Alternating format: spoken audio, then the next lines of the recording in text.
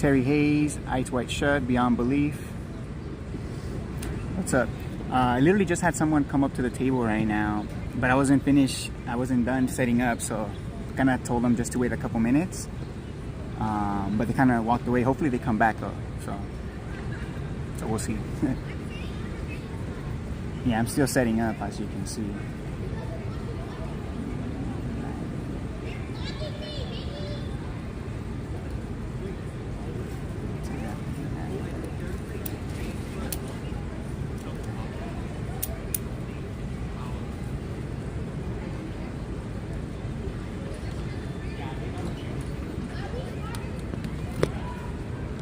Yeah, there's definitely a lot of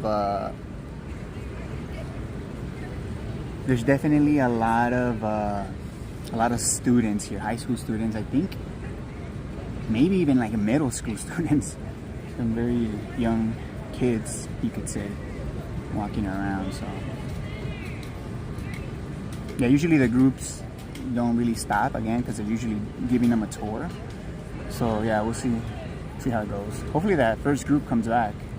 Kind of felt bad telling them that they were gonna have to wait, but I mean, I was still literally setting up. I didn't even have the main camera set up, nothing.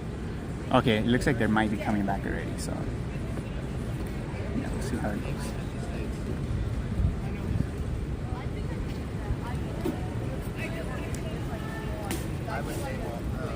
All right, I'm ready. So there's two very easy questions, multiple choice, to see if you guys can get them right. Very, very easy. Let me just finish. We're testing him. Oh yeah, that's just me specifically. You in specific? I mean, you guys can help them out too. I can phone a friend. Perfect. You guys can do whatever you want. Yeah. You guys can even use ChatGPT if you guys want. Okay. All right. So here I have 3 box trucks, and they're completely sealed. Okay. Right? In other words, you know, they're completely sealed. Yeah. They all have an apple hanging from a string, and they're all on a level surface. The only difference between these 3 box trucks is that one is at rest, one is accelerating forward, and one is accelerating in reverse. So out of these 3, which one is at rest? B. B. What would you say B? Because it's not moving, it's straight down. Right? Yeah, exactly. You got it. Which one's accelerating forward? A. Why would you say A? Because the apple's in the back, so it's like if the truck's moving forward, the apple doesn't have the same momentum to move forward, so it's moving back. Yeah, due to inertia. It gets left behind. Inertia. So the whole container is moving forward. Perfect. All right, you got it. That's the first one. So yeah. So the second one, pretty much the same. The only difference is instead of an apple with a string, it's a helium balloon. So again, the truck completely sealed, everything the same. Out of these 3, which one is at rest? See, here's the thing about helium, right? It lifts it up instead of like just holding it from the top. Yeah. So that's why the string had to be tied to the bottom. So B is definitely at rest. Okay, yeah, and for the same reason as the first, because it's not moving. Yes. Yeah, it's remaining vertical. Perfect. Okay, which one's accelerating forward? See, that's where it gets weird, because with balloons, it should still stay up, right? Sure. I'm gonna say, but there's no air to push the balloon back. But there is air inside. Yeah, there's air inside. But it's sealed from the air outside. Yeah. Yes. The string is attached to the truck, and the truck is moving, so the balloon's going to get moved off. Right? Yes. So I say B is also moving forward. You say B is also moving forward? Yes. So, no, I'm not even talking about moving forward. I'm talking about accelerating forward. Accelerating forward. Yeah, which one's accelerating forward? This is a trick question. No, it's not a trick question. Oh, it's okay, physics. then A. A? Okay. A lot of people, most of the people do say A. Oh my gosh, I knew it. It's actually C. I knew it was a trick. I knew it. Well, it's not a trick, but here's the thing. The reason why it's C, I'll explain. There's 2 reasons why it's C. The first reason is helium is less dense than air. That's obvious, right? The second reason is the force. So as soon as I apply a force in this direction, the back of the truck, the wall of the back of the truck, pushes the air that's inside of the truck as well in that same direction through space. And because air is more dense than helium, the air is able to push the helium in the same direction of the applied force. I did not know that. So obviously helium is buoyant. So buoyancy always follows the direction of the force. So because it's less dense, it always gets pushed in the same direction as the force. So I can demonstrate that here. So this is a buoyant object, right, inside of water. Water is more dense than this ball. If I apply a force in this direction, what direction do you think the ball is going to go? Backward. No, forward. It goes forward with the direction of the force. See that? And that happens 100% of the time because water is more dense than air, therefore is able to push it. Water pushes air, air cannot push water. Can I try it? Yeah, try it. Oh, okay. Yeah. That's physics, that's reality, you know? So here, I did this experiment inside of a cargo van. No, yeah, and I never thought about that either. How buoyancy, you know, it's a chain reaction of a force, literally. So here, real quick, I did this experiment in a cargo van. Here it is. I should have had this ready. Here it is. So a cargo van right here, a helium balloon and an apple.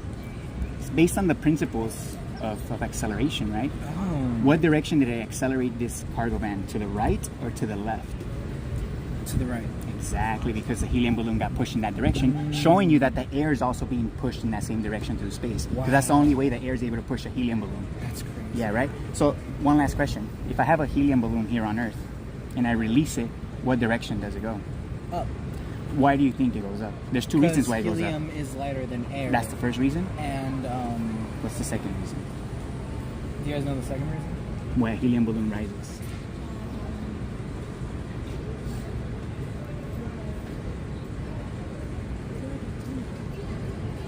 Oh, aerodynamics maybe, because the shape of the balloon, maybe air pushes it up too. No, it's actually a force. So a force, not only does it dictate the motion of the balloon, because the force is motion, but it also dictates the direction of the balloon. Because again, the direction of the force, the buoyancy always follows that direction of the force, right? So in this scenario, the truck generated the force to push the air in this direction, which then pushed the helium in the same direction. What's generating the force here on Earth to be able to push the air up, to be able to push up a helium balloon? Wind. Winds? No. So yeah, so the air It is. is pushing up the helium, but we know air cannot push itself. Again, in this scenario, it was the truck that pushed the air, which then pushed the helium. What's pushing up the air here on Earth, which then pushes up a helium balloon? Temperature? No. Again, Gravity? Yes. Oh. It's the force of the Earth, but the force is actually a push of the Earth, not a pull. So I know we're told that we're being pulled down to the Earth by gravity. The reality is gravity is a push of the Earth. So the Earth is not pulling you down towards it, it's pushing up against you. And that same upwards push of the Earth is what's pushing up the air, which then pushes up helium balloons. So I don't know if you guys knew this, gravity as a pulling force has never been measured or detected, and that's why it's just a theory. So the pulling force of gravity is just a theory because it has never been proven. So Einstein's theory of relativity and Newton's theory of gravity, they're both basically just theories that have never been proven. So in other words, it's because it's the other way around. The force of the Earth is a push, not a pull. And buoyancy shows us that. Because a helium balloon rises because the air is being pushed up as well.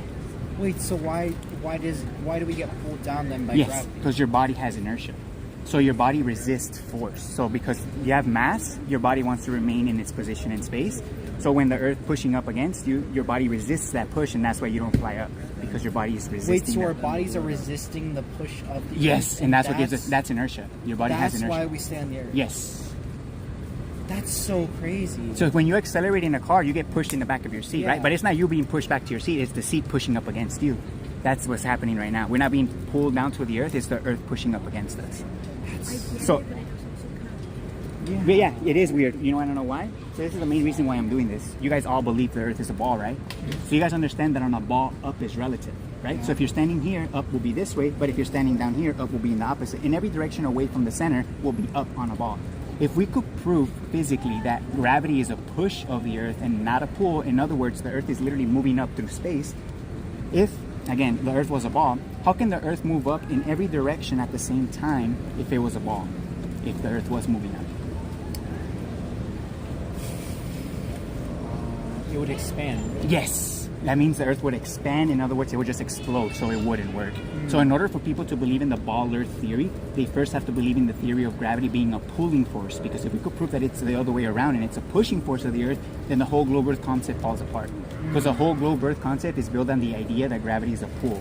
So that's the false premise that the globe Earth starts with. Wait, so how do we explain why the Earth is a globe if it's pushing? But it's not a globe. So this is the number one proof that debunks the globe Earth, actually. That the fact that gravity is a push of the Earth and not a pull. So the Earth is simply just an extended level plane that's moving up in one direction. So everybody's up is the same in reality. So if people in China, people in Australia, when you look up, everybody's looking up in the same direction. So nobody's upside down relative to each other. Everybody's right side up relative to each other. That's the So reality. what is like? So the Earth is a level plane, not a ball. And gravity, the force of gravity being a push is the number one proof that shows that. Yeah, because like if ball, it's basically the Earth. It always stays like this. It just moves sideways. You're talking about the spin of the Earth? The spin of the Earth. So that it only explains night and day. That has nothing to do with like an upwards push of the Earth. Okay. Yeah, so if we could prove that the Earth is pushing up, and the globe Earth model does actually acknowledge the upwards push of the Earth. They call it the normal force. You've heard of the normal force? Yes. Yes, so that's a real force of the Earth, which is buoyancy. Buoyancy is a real force, an upwards push. Gravity, on the other hand, when you release an object into free fall, there is no measurable detectable force that accelerates objects down to the Earth. You want to know why? It's because it's the Earth. When I release this object into free fall, everybody believes that the ball moves down to the Earth. But the reality is, when I release this, it's the Earth that comes up to the ball. Because everything's moving up right now. It never stops. The Earth is always moving up. Wait, it's always moving. It's constantly moving up. And that's why we have a constant weight, and that's why there's a constant force. But then if we're on the bottom side, or if we're on a different side of the Earth, how is it constantly moving? But that's the thing. Everybody's on the same side of the Earth. Nobody's been outside of the Earth, underneath, to the side. You know, that's the globe Earth right there. That's just a concept that defies physics, in other words. So if I was to ask you guys respectfully, what's the number one proof that makes you guys believe the Earth is a ball? Why do you guys believe the Earth is a ball? I think for me it's because of, we've seen every other planet in the system. And, Are you saying because you were shown images, Yeah. right? Okay, anything other than that before I address that, the images, anything other than that? You have a question? Wait, so are you basically saying like the Earth is flat? It's not flat, it's level. It's level. So flat Earth, I know all of you have heard of flat Earth, right? Yeah. So flat Earth is just a topic that was brought up in the mainstream, kind of like to make fun of this whole topic. So the Earth is level. Over 95% of flat earthers claim the Earth is motionless. So they deny the upwards push of the Earth. So they're no different than like gravity. They believe in gravity too. In other words, they mock gravity, flat earthers, but the irony is that they believe in gravity as well. They just call it something else. The fact is that the Earth is pushing up. And every flat earther will deny that because they've been brainwashed as well. So that's the psyop. The upwards push of the Earth is the reality. Where did you learn your facts? Reality. How buoyancy. Buoyancy. Again, the ball is being pushed up right now. What's pushing up the ball? Because the ball can't push itself. The water's pushing it up, right? But what's pushing up the water? Because the water can't push it up. It's a chain reaction of the Earth pushing up. So that's what it is, you know. And that's what they did to flip. You know, the people believe that the force is down, but the force is up. Yeah. So the only force that exists in nature is a push. A pulling force doesn't exist in nature, because they're claiming that an object can affect another object physically, move it without any physical interaction. So imagine this pulling this with no physical interaction. Like, doesn't make any sense. Exactly. The only way for this to push this is to physically make contact with it and push it. And this has to be moving in the same direction that this moves. You know, that's a chain reaction. You know, and that's what happens with buoyancy. That's the same principles. Yeah, I get like, you're moving it because you're pushing it. Yes. Not pulling it. And then the water pushes. Yeah. And it's a chain reaction. That's what buoyancy is. Okay. Because I'm just curious, because Yes. I do agree. How would you explain magnets work? Yes, magnets. So first, you could look this up. There's a guy called Eric Lathwaite. He's like, back in the 70s, he did a bunch of experiments with magnets. Even he conceded nobody has a full comprehension exactly of how magnets work. But he did a lot of tests, and it basically shows that there is like a magnetic field. It's like a river, put it that way. So there is some kind of flow that affects metal. So I would say that is something that's pushing metal, but it only affects metal objects. So it's still something that's pushing something else. It's still a push, in my How do you opinion. spell his last name? Lathwaite is Laithw. A-I... Yes, Eric Lathwaite. Yeah, you can look him up. He's like, you know, used to do a lot of studies back in the 70s. And it's pretty eye-opening. But yeah, a lot of people do bring up that question of magnets, because pulling forces, again, don't exist, but magnets do kind of give that impression, I guess, that there is some kind of pull there.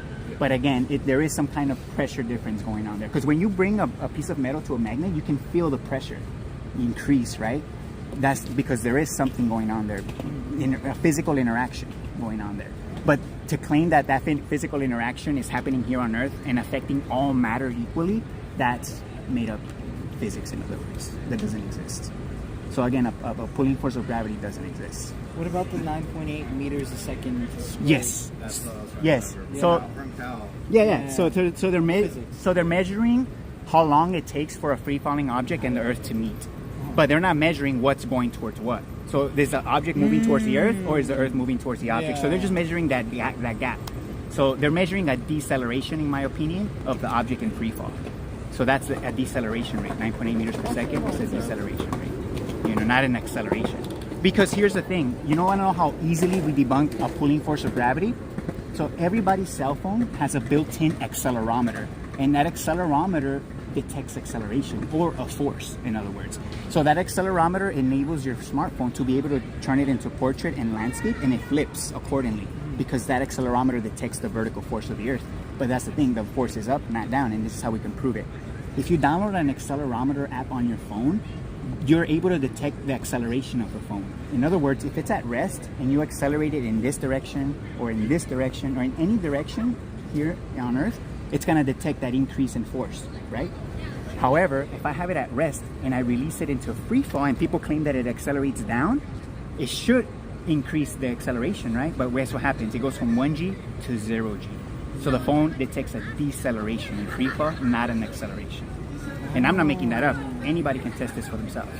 You know, a cell phone in free fall will not detect any acceleration whatsoever. Wait, so shouldn't we fall slower over time instead of faster? No, faster, because the difference in speed between the free-falling object and the Earth does increase. So the longer the free-falling object has time to fall, the more it decelerates.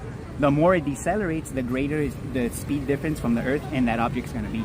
So that acceleration of the object in free fall, it's only apparent because in reality it's decelerating. And that's why there's a higher impact the higher you drop something, because it had more time to decelerate. So the Earth, basically, the difference in speed, you know, it increases, in other words. So are you going to hit a car faster? Let's say you're going 100 miles an hour, right? Let's say this is a car going 100 miles an hour. And then this car is going 45 miles an hour. When this car hits this car, it's only going to hit it like at a 5 mile an hour impact, right? But if this car's completely still and this one hits it at 50 miles an hour, it's going to be a 50 mile an hour impact. So again, the more slower the object, you know, that gets hit, the higher the impact's going to be.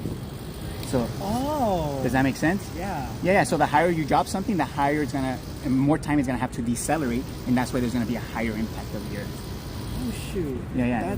Trust me, they just flip the script. It feels so off. It feels like the opposite of what we learned. Exactly. Because it is. It literally is. They literally turned the world upside down for us.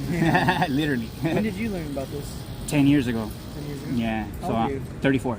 So I found this out when I was 24. I'm sure you guys are probably younger than that. Yeah. So believe it or not, if you guys take this on board, you guys will be way ahead of me. Because again, I came across this when I was 24 in 2016. And literally there was not really a lot of information out. All the information that you see nowadays is all just bullshit information. Again, all these motionless flat earthers are flooding the internet because that's the controlled opposition. That's how they're controlling this narrative. So it's like Democrats versus Republicans. It's like, it doesn't matter who wins, right? They're arguing about the wrong thing. Exactly. So motionless flat earthers and globe earthers are arguing about what gravity is when gravity doesn't even exist. When gravity is just the push of the earth. But then you're having these fucking 2-hour long debates about what gravity is when they're both believing objects accelerate down, which is fucking ridiculous. You know? But again, both flat earthers and globe earthers run from people like me. They literally run away, literally. They don't want to have the conversation on, especially on camera. They don't want to have it because they're going to make look like fools, in other words. So everybody's running away from this fact that the earth is pushing up. That's the number one fact that debunks the globe earth and the motionless flat earth. So yeah, any other questions before you guys go? No, I'm gonna do more research. No, yeah, definitely. So here's my channel. Let me give you guys my channel, and you guys can check it out. And I'm telling you, this is easily the number one censored topic right now, like by far, more than any other subject that I've ever came across. This is the most censored. We have one more. And yeah, I implore you guys to check it out. And again, if you guys are open-minded, this will be right up your alley. You know what I'm saying? So let me ask you guys this before you go. Is there a possibility that we have been lied to about the nature of the Earth? Or are you guys 100% convinced that it is a ball in outer space? Well, I mean, to be fair, no theory is really 100% proven. Exactly. Science is always changing. Exactly. So it's not... only take you so far. Exactly. Yeah. Do you accept scientific facts or objective truths, Yes. which are the opposite of theories? Yeah, I would say that the Earth being level is a scientific fact. So it's not a theory. The globe Earth is a theory. So I would say those are the two differences. And again, it's all about, you know, you looking into it and understanding it for yourself. What do you mean by level? Level means horizontal perpendicular to the vertical. So no deviation in like the magnetic poles kind of? Well, yeah, well, you know what a plumb line is? It's true vertical, right? True vertical. So level will be perpendicular to the vertical, which will be 90 degrees from the vertical. So a straight line perpendicular to the vertical. So here's another thing about reality. All plumb lines here in reality are considered parallel to each other. So all vertical lines, regardless of distance, are parallel. On a globe Earth, all plumb lines should converge to a center. So you couldn't have plumb lines be parallel on a globe, but in reality they are. So all engineers that build bridges, 100-mile long bridges, railroads, all that, they don't take account of Earth's curvature, and they assume that all plumb lines are parallel to each other, which will only work from a level Earth, not a globe. So a globe Earth, if you look, all plumb lines converge to a center. And what's a plumb line? A plumb line is a vertical line. It's basically the force of the Earth. Also, a bunch of plumb lines converging to a center. Yes, that's what a globe. Because if you hold the plumb line, for example, if you have a ball, what did I do with the ball? If you have a ball, for example, your plumb line here, reference up, your plumb line is up, in other words. So their plumb line will be this way, but if you're standing here, your plumb line will be this way. Yeah. So those two plumb lines are kind of will converge at 90 degrees. But in reality, all plumb lines are parallel, meaning they're all facing the same direction. You know, that's reality. So kind of like how, So kind of like with the ball, how these are like the north and south poles. The Yes. plumb lines kind of converging on them, right? the plumb lines converge to the center of the Earth. The center of Yes, because all plumb lines point to the center. Oh, okay. Yeah, on a ball. Ooh, that's new. But in reality, all plumb lines are just perpendicular to the level, like this. So the Earth That's is kind of real. like, so the Earth is more like a few pieces. Well, the Earth is just an extended plane, a horizontal plane. Horizontal. Yeah, extended. level is horizontal. Horizontal is just another word for level as well. Right. Yeah. So it's more like a wrapping around the circle than a circle, right? Well, it's not even a circle, I would say. Not I would say even the Earth, the surface of it is just a horizontal surface. What does it look like underneath and outside? I have no clue. All I know is that life can only exist on the surface, which is horizontal. But we do know, we have seen images of the Earth. Yeah, so images. I know you guys brought them up. Let me just show you guys these real quick. So these are official images of the Earth from outer space from NASA, Yeah. 2002 and 2012. They admit that they don't have real photographs of the Earth from outer space. So these are all CGI, admittedly so. So they say that they can't go high enough, even though they suppose they went to the moon in 1972. That's confusing. Yeah, I know, it is. So they have a lot of bullshit explanations about a lot of stuff that doesn't make sense. So yeah, they admit that these are all Photoshop and they're all made in the computer, and the excuse is they can't go high enough. There's no way. Yeah. So, and the reality is that these images defy physics at the end of the day. They don't exist. Not only do these images, again, show water bending, which is physically impossible, but again, an upwards push of the Earth from a global perspective just wouldn't work, you know. But again, they admit it's not even up for debate. So here's the thing. If I showed you an image of me flying, would that be evidence that I can fly? No. No, 'cause right? You could just freeze the image. Exactly. An image or a video can easily be manipulated, would you agree? Especially with CGI and AI nowadays. Oh, yeah. So an image or a video of something to be considered true is not good enough for me. So if something is true, it has to be measurable, testable, and repeatable, which is a scientific method. So only really astronauts actually know. Well, I would say only really astronauts are the ones that have to be lying, you know, in my opinion. But yeah, they for sure have to know it. But why would they lie about it? Well, first of all, it's they get paid a lot of money, first of all. Yeah. I don't know if you knew anybody that works for NASA, or even if you have a government contract with NASA, you don't even have to work for them. But You sign even- NDAs. But even if they send the NDAs, what would the governments even benefit from lying about this? Okay, so why would they lie about this? Yeah. So it's very simple. So in my opinion, they lied to us to try to control us. So here's the thing: to physically control humans, it's way harder than to physically control animals, right? Because animals, you can just physically put them in a pen, put a fence, and they can't leave anymore. With human beings, it'll be much harder to do that, right? So you gotta control human beings psychologically. So what do? You lie to them about the nature of their existence, you lie to them about the nature of the Earth, and you lie to them about how we should be living. So the lie about the shape of the Earth is just to gain our trust and to basically make us just believe authority over our own common sense. So it's a cheap shot on our common sense so that we're more easily controlled. So that's what they lie to us about your space, is to control us. So we live in tax farms, that's what it is. And we're basically being psychologically controlled. So we don't leave the tax farms like animals would. I don't know if you knew, actually, when they have a fence, for example, and it's like an electric fence, and once they get electrocuted so many times and you remove the fence, the animals don't leave. You know, they're kind of like mentally stuck there. I've heard about stuff like this. I feel like yes. The flea in the bottle, or like the Yes, elephant, like the hook on the ground. Yes, the flea in the bottle one's a good one too. So they don't jump higher than the bottle. They don't jump higher than the Yes, bottle because they yeah. don't think they can. Yes, and even after they remove it.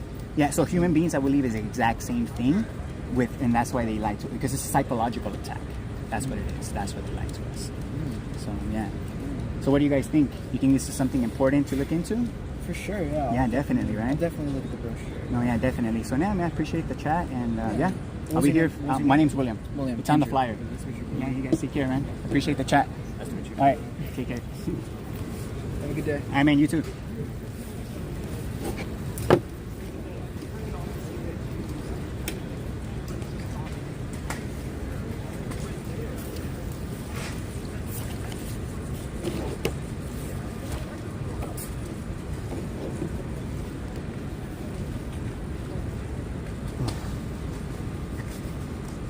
Man, I should have brought a sweater. It's colder than I thought.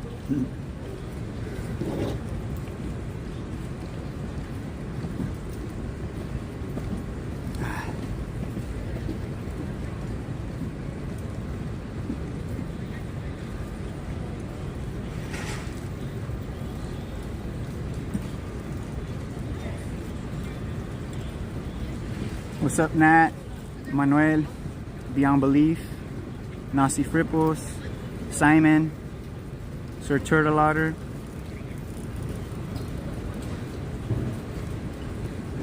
Real Cygnus? Angelito?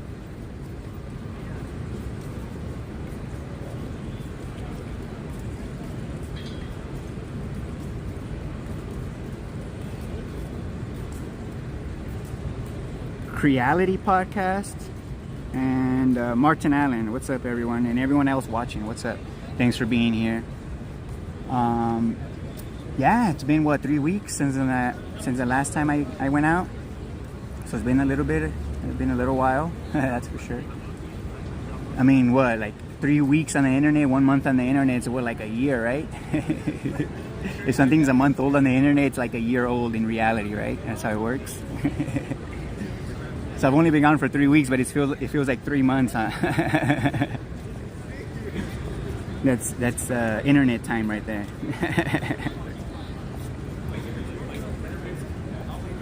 Nah, I'm at USC today, not UCLA. I wasn't trying to deal with that kind of traffic today, so yeah. To get home from UCLA is almost a 2-hour drive. That's how much traffic there is. From here is only like 50 minutes, so yeah. Decided to come here. Oof. Canadian bacon. Do some jumping jacks to warm up. I know, for real. Whew. Now I was thinking about how like how spoiled we are here with the weather. You know, like if you live in California here in Southern California, it's like you're just spoiled with the weather because it gets a little bit warm and it feels hot. It gets a little bit fresh and it feels cold. Like right now I feel cold, but yet anybody that lives like in the cold weather, like Colorado or any other cold weather, they will probably say this is warm. I shit you not, they will probably say this is warm, but because I lived here most of my life pretty much, I'm used to this weather, so I'm pretty sensitive to any like change. It gets a little bit warm and it feels hot, and it gets a little bit cold and it feels really cold and shit. And it's like, fuck. That's what happens when you get too comfortable, huh?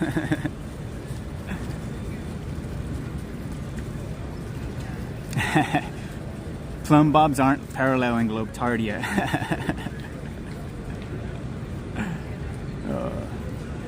No, yeah, I actually like the cold weather too. Like if it's really, really, really hot and really, really, really cold, I think I prefer really, really, really cold because you're able to cover yourself, and it feels good and all that. Opposed to when it's really, really, really hot, there's only so much shit you could take off, right? You can't take off your skin and shit, and it still feels fucking hot.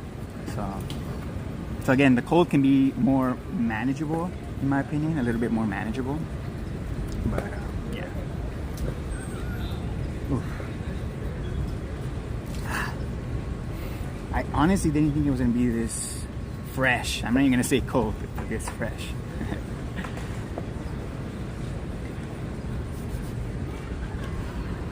Whew.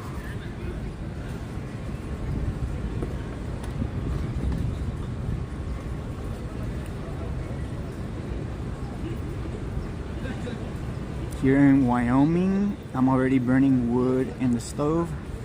Snow on the ground. I love it. Oh, damn. Yeah, I've only seen snow once. I lived in San Bernardino for a bit. And believe it or not, like, it never snows there. Never, literally never snows there. And it snowed there one time, I guess, when I was living there, and it was a trip. Supposedly the last time that it snowed there was like over 50 years ago, maybe even longer. Supposedly, could have been between 50 and 100 years ago, the last time it snowed there. But yeah, I got to experience snow at least once. And it wasn't like the super cold, like, it wasn't, yeah, I guess it was snow. It was kind of soft, so I can't complain. But yeah, no. Yeah, I don't know. They say that living in the snow, it could be hard, I guess, you know. Especially traveling, you know, I can't really travel if it's too snowy outside and stuff like that. So yeah, I wouldn't know that kind of life. That's for sure. Language proof ceased from the Globetardian. From the Globetardian. Globetardia, huh? It's kind of funny. I ain't gonna lie.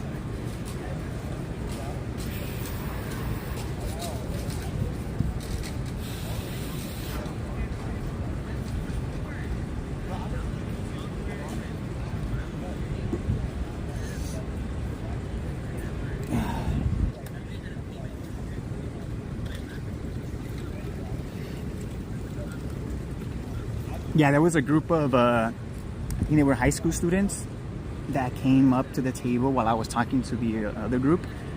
And there was like a group of at least 10 high school students, at least. And they were just listening the whole time, so... Man, I should have given them a flyer, huh? I didn't even think about that. But yeah, they were just listening the whole time and seemed interested. Even one of them asked me a question about flat Earth. I don't know if you guys heard. Are you saying the Earth is flat? Nah, the Earth is not flat. It's level. Steven, what's up? Whew, oh my god. God damn it, I almost want to pull the table to the sun.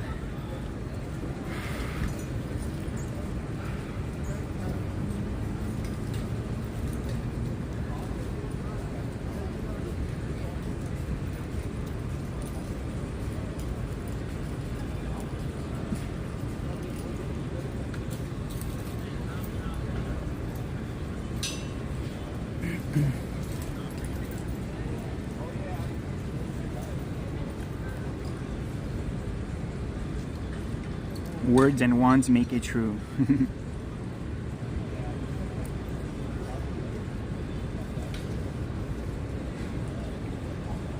No, yeah, the conversation I had, he literally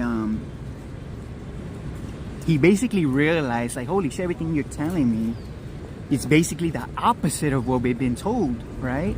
And it's like, exactly, you know, we're observing effects that clearly have a cause, right? Because matter can't move itself, right? If I have this piece of matter and I release it, literally, I'm not applying a force, just simply releasing it, right? Releasing my grip, right? We see motion, right? Right? We see something moving, right? It's either the reference frame or the objects, you know? Something is moving, right? We observe effects of motion. We're literally observing effects of a force. That's what we can all agree. Oh, except motionless flat earthers. Now, they deny that there's a force. So most of us can agree that we can observe a force at play. Because there's motion. There's apparent motion, right? Therefore, there's a force. The question is, where is that force coming from? Right? That's what it comes down to. It's understanding what force is and what it's required, you know, to have a force. For example, buoyancy is a force. So what's required to have buoyancy, right? Again, you require a force of the medium that surrounds the less dense medium. And depending on the direction of the force, you know, that's going to dictate the direction that the medium is pushing. Therefore, that's going to be the direction that the buoyant object also gets pushed. You know, it's just very simple, very easy to understand. It's not hard at all. A child can understand this, you know, a 5th grader can easily comprehend this, you know. So yeah, that's all they did, you know. We observe effects of a force, and all they did was just flip the script of where that force is coming from, or what that force is, in other words. Because they completely changed not only where the force is coming from, but how it interacts with matter and how it makes it move. So they completely had to change all that. And that's where the, you know, the Harry Potter physics comes in, you know, the cartoon physics, you know. They have to use cartoon physics to fill in the gap, you know, of their explanation. Because physically, here in reality, they cannot demonstrate these claims because they're made up. They're cartoon physics. They can show it in cartoon form, right? What they're talking about. That's where CGI comes in. That's where NASA comes in. Cartoons for adults, right? That's how they're able to show their explanations about what, you know, the bending and warping of space-time, right? And how it can affect matter, and how it acts like a force, but it's not a force, right? That's the only way they're able to show you a demonstration of their explanation is through cartoons, CGI images. Because here in reality, we cannot test for ourselves that force is applied pressure, which requires motion of matter. Now, depending on the direction of the motion of matter, the direction of a force, that's going to dictate the direction of a buoyant object, for example. You know, it's literally that simple. You know, so all the globe Earth did was just took a visual, a measurement of objects appearing to go down in free fall, and they just call it acceleration, right? Even though all the physical instruments here on Earth show that there is no physical downwards acceleration, but just because it looks like it goes down, we're gonna say it does. You know, and we're gonna build a whole model around that idea. You know, a whole globe Earth model based on the idea that objects accelerate down in free fall. And the flat earthers are no different. They created their own model as well, based on that visual perception of objects appearing to accelerate down towards the Earth again. Two false models built off a false premise that we call a pulling force of gravity. So again, this whole flat Earth versus globe Earth debate is bullshit. Again, it's just there to create division. Literally. Just there to argue, you know, to have pointless arguments, you know, just so that people can chase, you know, fruitless endeavors, you know, with these models. You know, you're not gonna get nowhere when you're pushing an idea and claiming it's fact. You're not gonna go nowhere with that. I mean, look, it's gone nowhere. Where has the globe Earth versus flat Earth topic gone? What has it done? Has it changed anything? It hasn't done shit. Not only till I completely pulled myself out of that fucking shit show, that whole circus, and started doing my own thing, then I'm starting to see some progress, at least within my circle, the people I talk to directly in the real world. At least I'm seeing a difference within my circle, opposed to not seeing shit. And opposed to these motherfuckers, you know, muddying the waters and making it more harder for people to understand this topic. That's what they're doing. Not only is the globe Earth versus flat Earth like not moving forward, it's actually going backwards. They're pushing false models based on false premises that contradict physics, but yet they think they're moving forward. Get fucked. You're muddying the waters, you're dumbing people down, you're only going backwards. You know, so not until people, you know, pull themselves out of that fucking circus and start focusing on what's real and what we can prove to ourselves, not until people do that, then we're not gonna really see a big change. Because again, I could do this myself, I can, you know, see a small change, at least within my circle, you know. But if you want to see a mass change, you know, then it's gonna take way more people, you know, to stick to the facts, you know, and stop entertaining bullshit like the globe Earth versus flat Earth debate. Stop entertaining that shit. It's just there to like cloud your mind with garbage so you can't think straight, so that you can't think for yourself and simplify things to yourself. You know, it's just there to confuse. It's just there to literally just make a mockery of our reality. They're there to just make a mockery of physics. You know? Why the fuck would you support any of that? You know? I don't know. I don't know why anyone would, you know? Unless you're still brainwashed, unless... I don't know. Doesn't make any sense, you know, but yeah, the only way to push this forward, again, is to stick to the simple facts. Stop entertaining ideas. Stop entertaining shit that you cannot prove to yourself, you know? Stick to what you can prove to yourself, you know? So... oh, fudge me. Man.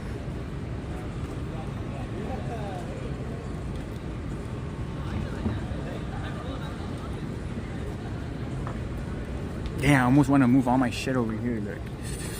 See that sun right there? That sun looks pretty good. Damn, I almost want to slide my table over.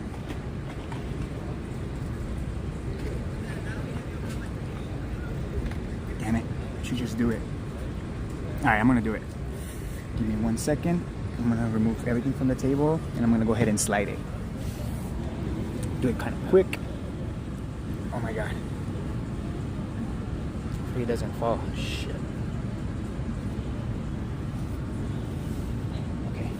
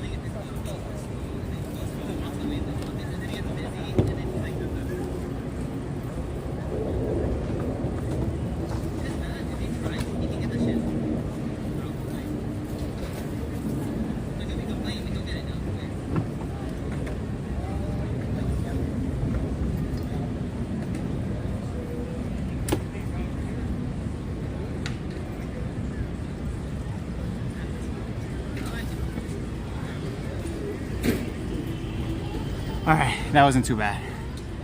Not bad at all. Alright, much better. It's like a little slanted here though, but...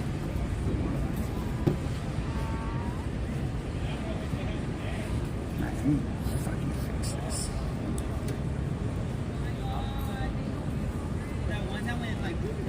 Alright, I think that's good.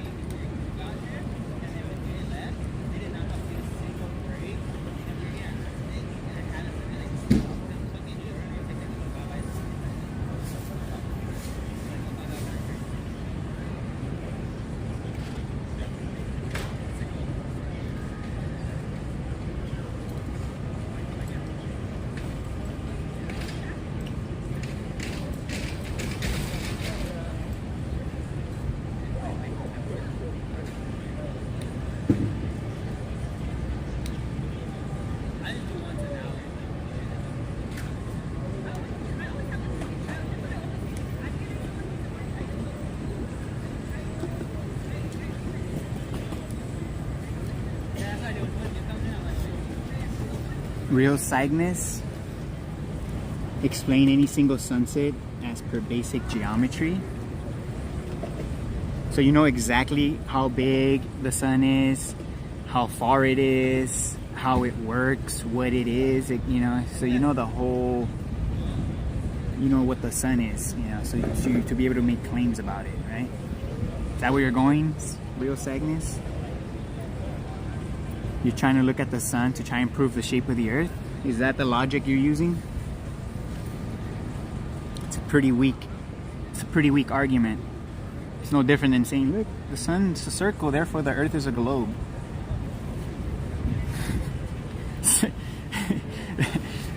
The sun and moon are circles, therefore the earth is a globe. It's like, it's a sphere. Is like, well, you do know first of all that a circle and a sphere are two different shapes, right? A circle is not a sphere, and a sphere is not. I mean, you could say it's a circle in two-dimensionally, right? But three-dimensionally, it's a sphere. A sphere and a circle are two different things. So to see a circle in the sky and then claim the Earth is a sphere, it's like double dumb, in other words. Right? Converting a circle to a sphere, not only that, but then to prove the Earth's shape by looking at the sky, like two dumb logical ways of thinking there. Got it. Trig is a hoax as well as basic geometry. You're talking about apparent declination of luminaries in the sky. I mean, it's in the name, apparent declination, you know. It has to do with how we see with perspective. Are you accounting for perspective when you make these observations? And again, these observations doesn't prove anything about the geometry of the Earth at the end of the day. That's my point. You want to claim physical curvature of the Earth? Then you need a physical measurement, not optical measurements. You need physical measurements. We need a substance, you know, something physical that's being used to measure the curve of the Earth, not just observations and assumptions. Because that's what globe earthers and motionless flat earthers love. They love making observations and then making assumptions about what they're observing. And then in their idiotic minds, that proves the geometry of the Earth.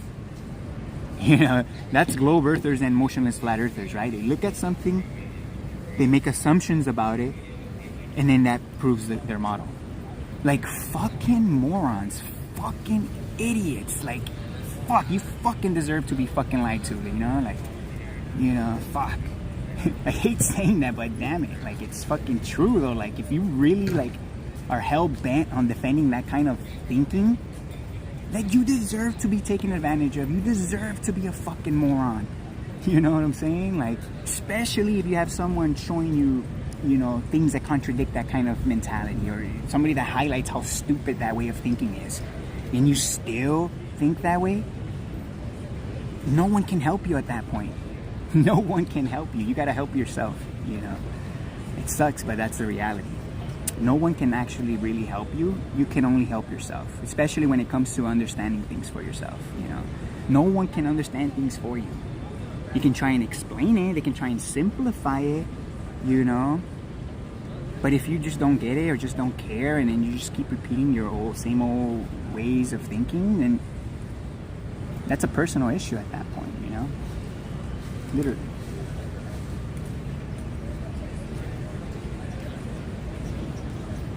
Yeah. B. Thomas, do you believe in Charidwen and her cauldron? I've never heard of them. So yeah, I have no opinion on that. So yeah, you get what you ask for.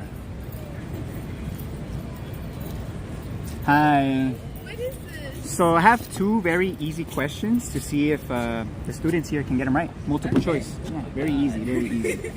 So here, look, I have 3 box trucks, and they're all completely sealed. They're all on a level surface, and they all have an apple hanging from a string. The only difference between these 3 box trucks is that one is at rest, one is accelerating forward, and one is accelerating in reverse. So out of these 3, which one is at rest? This one. Yeah. Yes. Why would you guys say that one? Because it's balanced. Balance. Yeah, it's not moving, in other words. So yeah, that one is at rest. Which one's accelerating forward? A. Yes. Why would you say A? Because when you go forward, the force pushes you back. Okay. Yes. It is due to inertia. So the apple just remains in its position in space, and the whole truck is moving forward. So the apple is just being left behind. And again, it's due to inertia. But you got it. You got it. So the second one, again, pretty similar. The only difference between this one is that instead of an apple hanging from a string, it's a helium balloon. So out of these three, which one is at rest? B. Yes, and it's for the exact same reason as the first. It's not moving. You know, it's not. So which one is accelerating forward? B. B, accelerating forward. It would be C. C. Okay, it is C. Wait. How do you know it's C, if I may ask? Because with helium, because it's lighter, wouldn't it like go forward more? Yeah, it does. Yeah, you got it. Yeah. So there is two reasons why. And again, the first reason is that helium is less dense than air. So then the second reason is a force. So depending on the direction of the force, that's gonna dictate the motion of the helium, but not only that, but the direction as well. So when I apply a force in this direction, all of the air that's inside of the truck is also being pushed in that same direction through space. And because air is more dense than helium, is able to push it in that same direction. Yeah. So and I can demonstrate that here. So this is a buoyant object. Okay. So the water is more dense than the object. So when I apply a force in this direction, what direction do you think it's gonna go? The ball. If you apply that direction? Yeah. So ball is going to go that way, right? Because it's heavier? No, it's actually lighter. Oh, this it's is a buoyant. So lighter? it's like the helium balloon. Oh, okay, then it's going to go forward It's as gonna well. go forward. Yeah. It goes forward. Oh, very Yeah. nice. So you got sort of buoyancy, right? Yeah. So buoyancy is a chain reaction of a force. So buoyancy always follows the same direction as the force. Awesome. So that's reality. So here, I recreated this experiment in a cargo van, and I just want to see if you guys can tell the difference in what direction I accelerated here. So a helium balloon and an apple. So did I accelerate the Oh, that's container cool. to the right or to the left? You accelerated like forward. Yes, exactly, because the helium balloon got pushed in the same direction, which shows you that air also got pushed in that same direction. Perfect. So one last question. If I have a helium balloon here on Earth and I release it, what direction does it go? Again, it goes up. There's two reasons why it goes up. Why do you think it goes up? Because it has something to do with air for sure. With like Yeah. it not like the lightness of Yes, it. so It's that's the first reason. density. Yes, so helium is less dense than air. That's the first reason. Yeah. What's the second reason why a helium balloon rises? What do you think? I'm not too sure. It's a force. So the force of the Earth. Oh, gravity. Yes, gravity. Yes. So we've been told that gravity is a pull of the Earth, but in Yeah. reality, gravity is a push of the Earth. So, for example, in this scenario, the truck generated the force to push the air in this direction, which then pushed the helium in the same direction. What's generating the force here on Earth to push the air up to be able to push up the helium? What's generated? Could you repeat the question? Yeah. So, so in this scenario, Yeah. the truck generated the force to push the air in the same direction, and as the truck is moving, which then pushed the helium in the same direction because the air is also moving through space, right? Here on Earth, the Earth itself is pushing up, which then is pushing up the air, which then pushes up a helium balloon. So gravity, the force of the Earth, is a push, not a pull. Okay. Yeah. So again, when people when you That's why we're being pushed down to the floor. yeah, because we're not being pulled down to the Earth though. It's Yeah. the Earth pushing up against us. Oh. Yeah, so when you release an object into free fall, everybody believes that this physically moves down to the Earth through space, right, when I release it. In reality is the Earth moves up to the object because the force of the Earth is a push. You know, that's how we get a buoyant effect going up because the force is coming from the Earth up. So the real reason why I'm doing this is you guys believe the Earth is a ball, right? Yes. So you guys understand that on a ball, up is relative, right? So if you're standing here, up is this way, but Yes. if you're standing down here, up is in the opposite direction. So every direction away from the center will be up on a ball, right? If we could prove that gravity is a push of the Earth and not a pull, and buoyancy shows us that, if the Earth was moving up through space, right, instead of pulling you down, how can the Earth move up in every direction at the same time if it was a ball? Like if you're standing here, how can it move up this way? But how, also for somebody here, how can it move? Moving up to. Yeah, how can it move up in every direction if it was a ball? It wouldn't work. In other words, the Earth will have to be expanded to be able to push up in every direction. So that would mean the Earth will just explode. So in order for people to believe in the ball Earth theory, they first have to believe in the theory of gravity being a pull of the Earth, because if we could prove that it's a push of the Earth, then the whole globe Earth concept falls apart. So in order for people to believe in the ball Earth theory, they have to believe in the pulling force of gravity, in other words. So that will be the number one proof to debunk the ball Earth, is the fact that the force of gravity is a push, not a pull. So yeah. So if I was to ask you guys respectfully, why do you guys believe the Earth is a ball? Science. Science? Okay, what about science though? What science, I guess? I don't know how to put it into words, but I mean, there's pictures. Images. I was literally gonna say that too. So images. I do have some right here just to show because people do. That's like one of the #1 proofs. But these are official NASA images from 2002 and 2012. And NASA and any other space agency, they will admit that every photograph that they show us is constructed. yes, is CGI. So a real photograph of the Earth from outer space as a ball doesn't exist. Yeah, because That's it's what- too close to like. Yeah, they say that they say they can leave low Earth orbit and they can go high enough to take a picture of the whole thing. But that contradicts the claims that they went to the moon in 1972. You know, so were they lying then or are they lying now, right? So the fact is, the reason why these images don't exist or these photographs don't exist is because the globe Earth doesn't exist. That's the reality. So again, they say that they've gone to outer space and stuff like that and took images of the Earth, but all of that CGI, like you said, they admit it, you know. So, I got no, it yeah, in class. appreciate though. it, man. Yeah, No, I you- appreciate the conversation. You guys Can I take get care. a picture with this? Yeah, Is that definitely. okay? Yeah, Hey, why don't you get it? Do you want me to get with my camera? No, you're gonna get in the picture. Oh wait, what? Take a selfie with the sign. Remind me your name. yeah. William, William, nice to meet you. nice I'm to meet you Kish. too. Okay.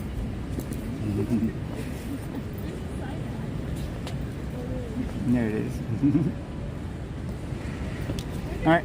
Yeah, here, take my channel, and you guys can check it out. I go to other universities as well. Go to USC, UCLA Yeah. as well. All right, take care. All right. Have a good one. You too.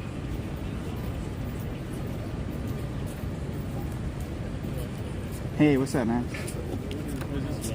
So, I'm testing the students' common sense pretty much. Oh, okay, okay. Kind of. 5th grade logic, pretty much. That's crazy. You want to give it a shot? Yeah, sure. Yeah. What's your name again? My name's William. Nice to meet William, you. nice. What's your Austin? Austin. Okay. Austin, yeah. All right, cool. Oh, cool. So, I have 3 box trucks here. Yeah. And they're completely sealed. They are all on a level surface, and they all have an apple hanging from a string. Got it. The only difference between these 3 box trucks is that one is at rest, one is accelerating forward, and one is accelerating in reverse. So out of these 3, which one is at rest?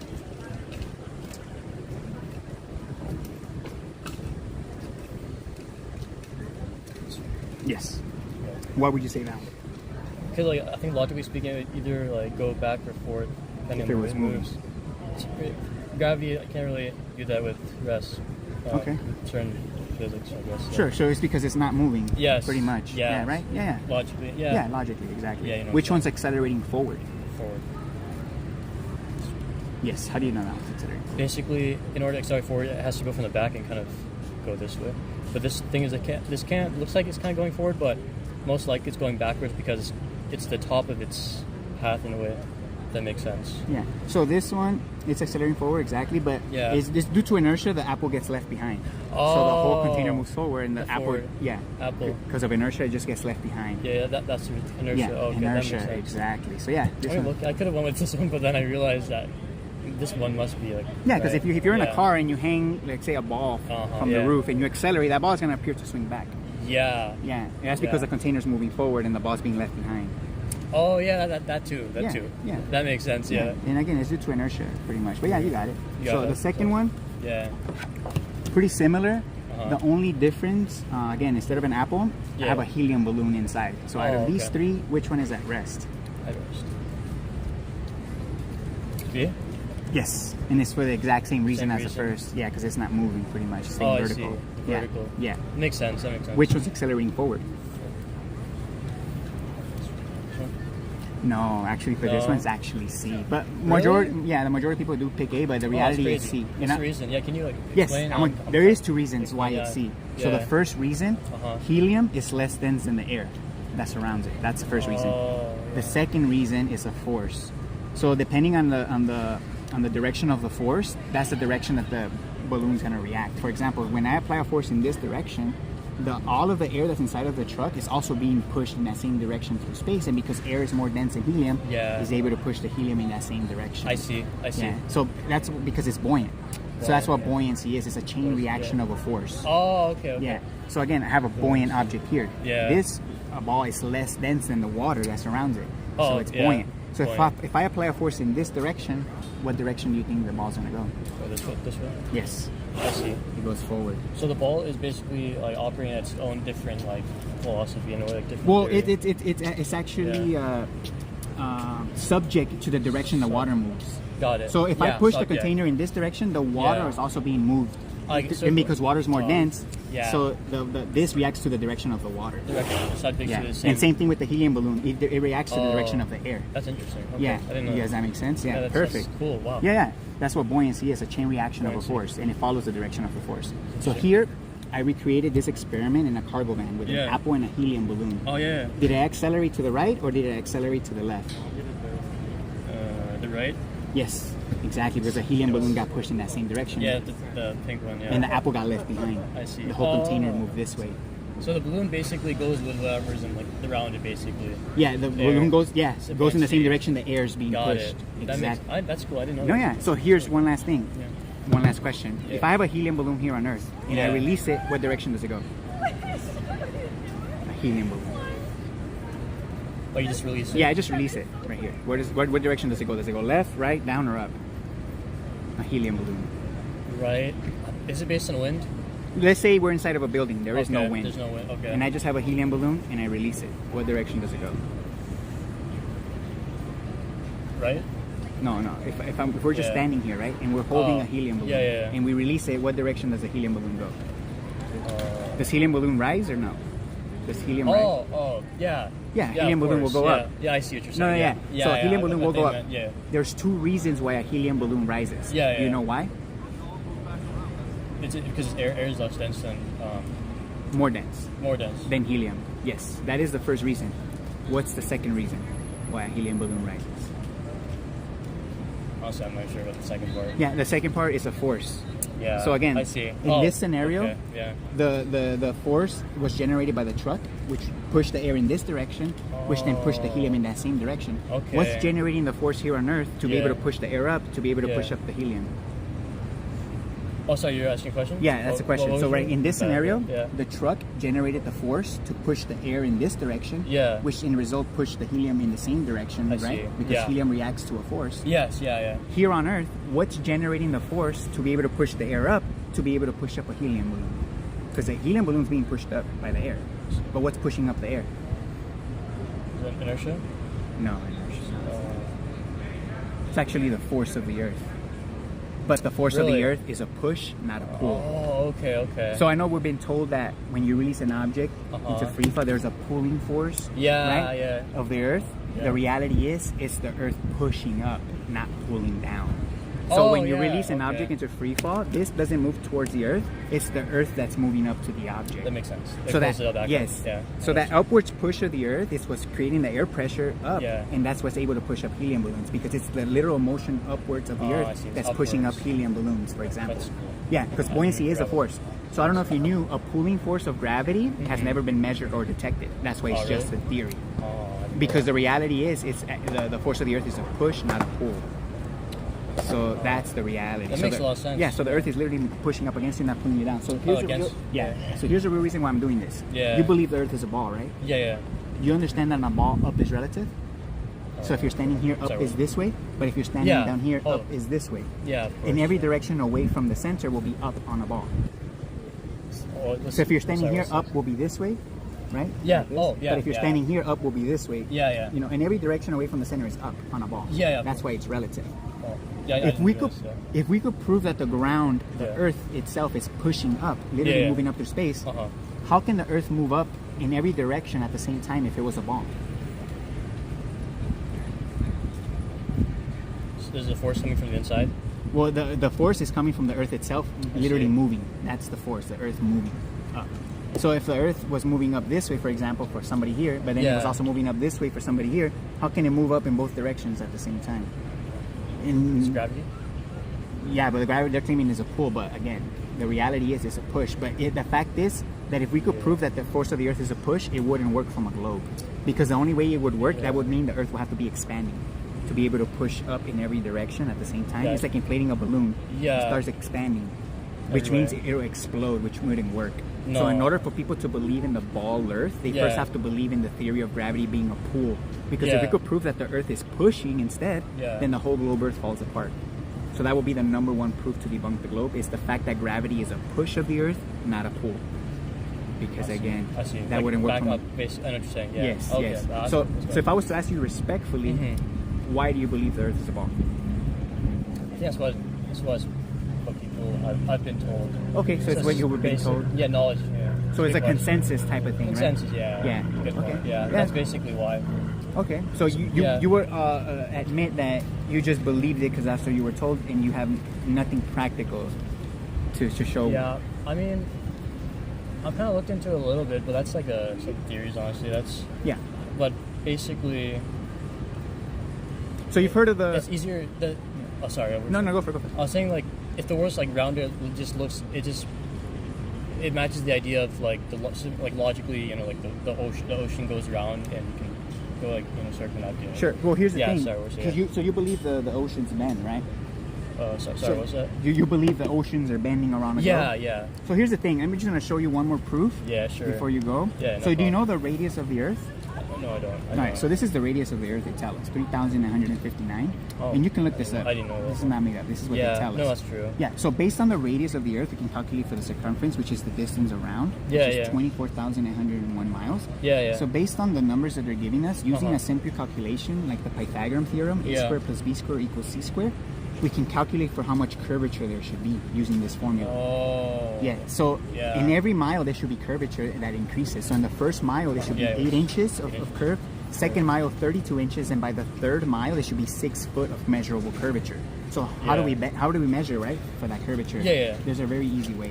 I'll see it. So if we went out to a giant lake that was miles across, filled Yeah. with water, let's say 3 miles, and we build a level structure above that surface of water, in other words, a perfectly horizontal structure above it, Yeah. the water, once it's contained and at rest, is going to be parallel to anything above it, regardless of distance, because that's the physics of water. When contained and at rest, the surface always forms an equal surface. Right here, for example, the water. Yeah, yeah. It doesn't form humps or dips. The Yeah. surface is always level. That's what Yeah. water level means. Yeah, that's right. That's So right. a physical measurement of the Earth will show that water is parallel to anything horizontal, but they're trying to tell us that the surface of water is bending. Yeah. But that's a physical impossibility for It's a not lake true. to do this. Oh, so it's not actually. That's Yeah, not so a physical measurement of the Earth has never been done because it Yeah. doesn't exist. The Doesn't curvature of the exist. Earth doesn't exist. Yeah. And water, the physics of water, proves that it's physically impossible. Oh, okay. So the oceans, well, you've heard of the term sea level, right? Yeah, yeah. So sea meaning the ocean and level Yeah. meaning horizontal. So the Horizontal. oceans are horizontal. And that's where the term sea level comes from.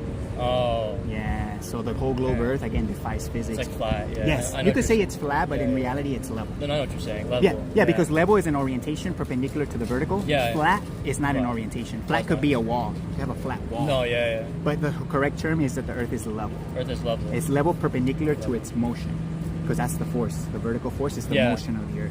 Yeah, it's not, So yeah, so the Earth again is a level plane, and physics shows us that. That's interesting. No, yeah, definitely. So Oh, if you've yeah. heard of this That's topic new. before, right? That's Flat new. Earth. Yeah, I have. So flat Earth is a psyop, and I'm Yeah. going to tell you why. Yeah. Over 95% of flat Earthers Yeah. claim the Earth is motionless, so they deny the upwards push of the Earth. So they're no I different see. than the globe Earth. That makes sense. That So the makes globe sense. Earth came up with their own pulling force of gravity explanation. Yeah, in theory, yeah. The motionless flat Earthers have their own pulling force as well. They call it electrostatics or some other bullshit. Ah, I see. That makes sense. But that downwards acceleration pull doesn't exist. It's the Earth pushing up. Pushing back up. Yes, yeah. the Earth is Opposite literally force, moving I know up. what you're saying. Yeah, that's Yeah. what's happening. I feel you. So that's the reality. understand. So yeah, do you have any questions for me before you go? Or? No, that's really interesting, honestly. No, yeah. So here's my channel. I Yeah, go to other universities as well. Oh, you do? Yeah, I go to Oh. UCLA, USC, and I've gone to UC Irvine as well. Crazy. And I have conversations with students all the time. It's really cool. I'll follow you. What's it? Level-headed William? Yeah, yeah, you could take that with you. I That's have good. a bunch of How them. many subs do you have?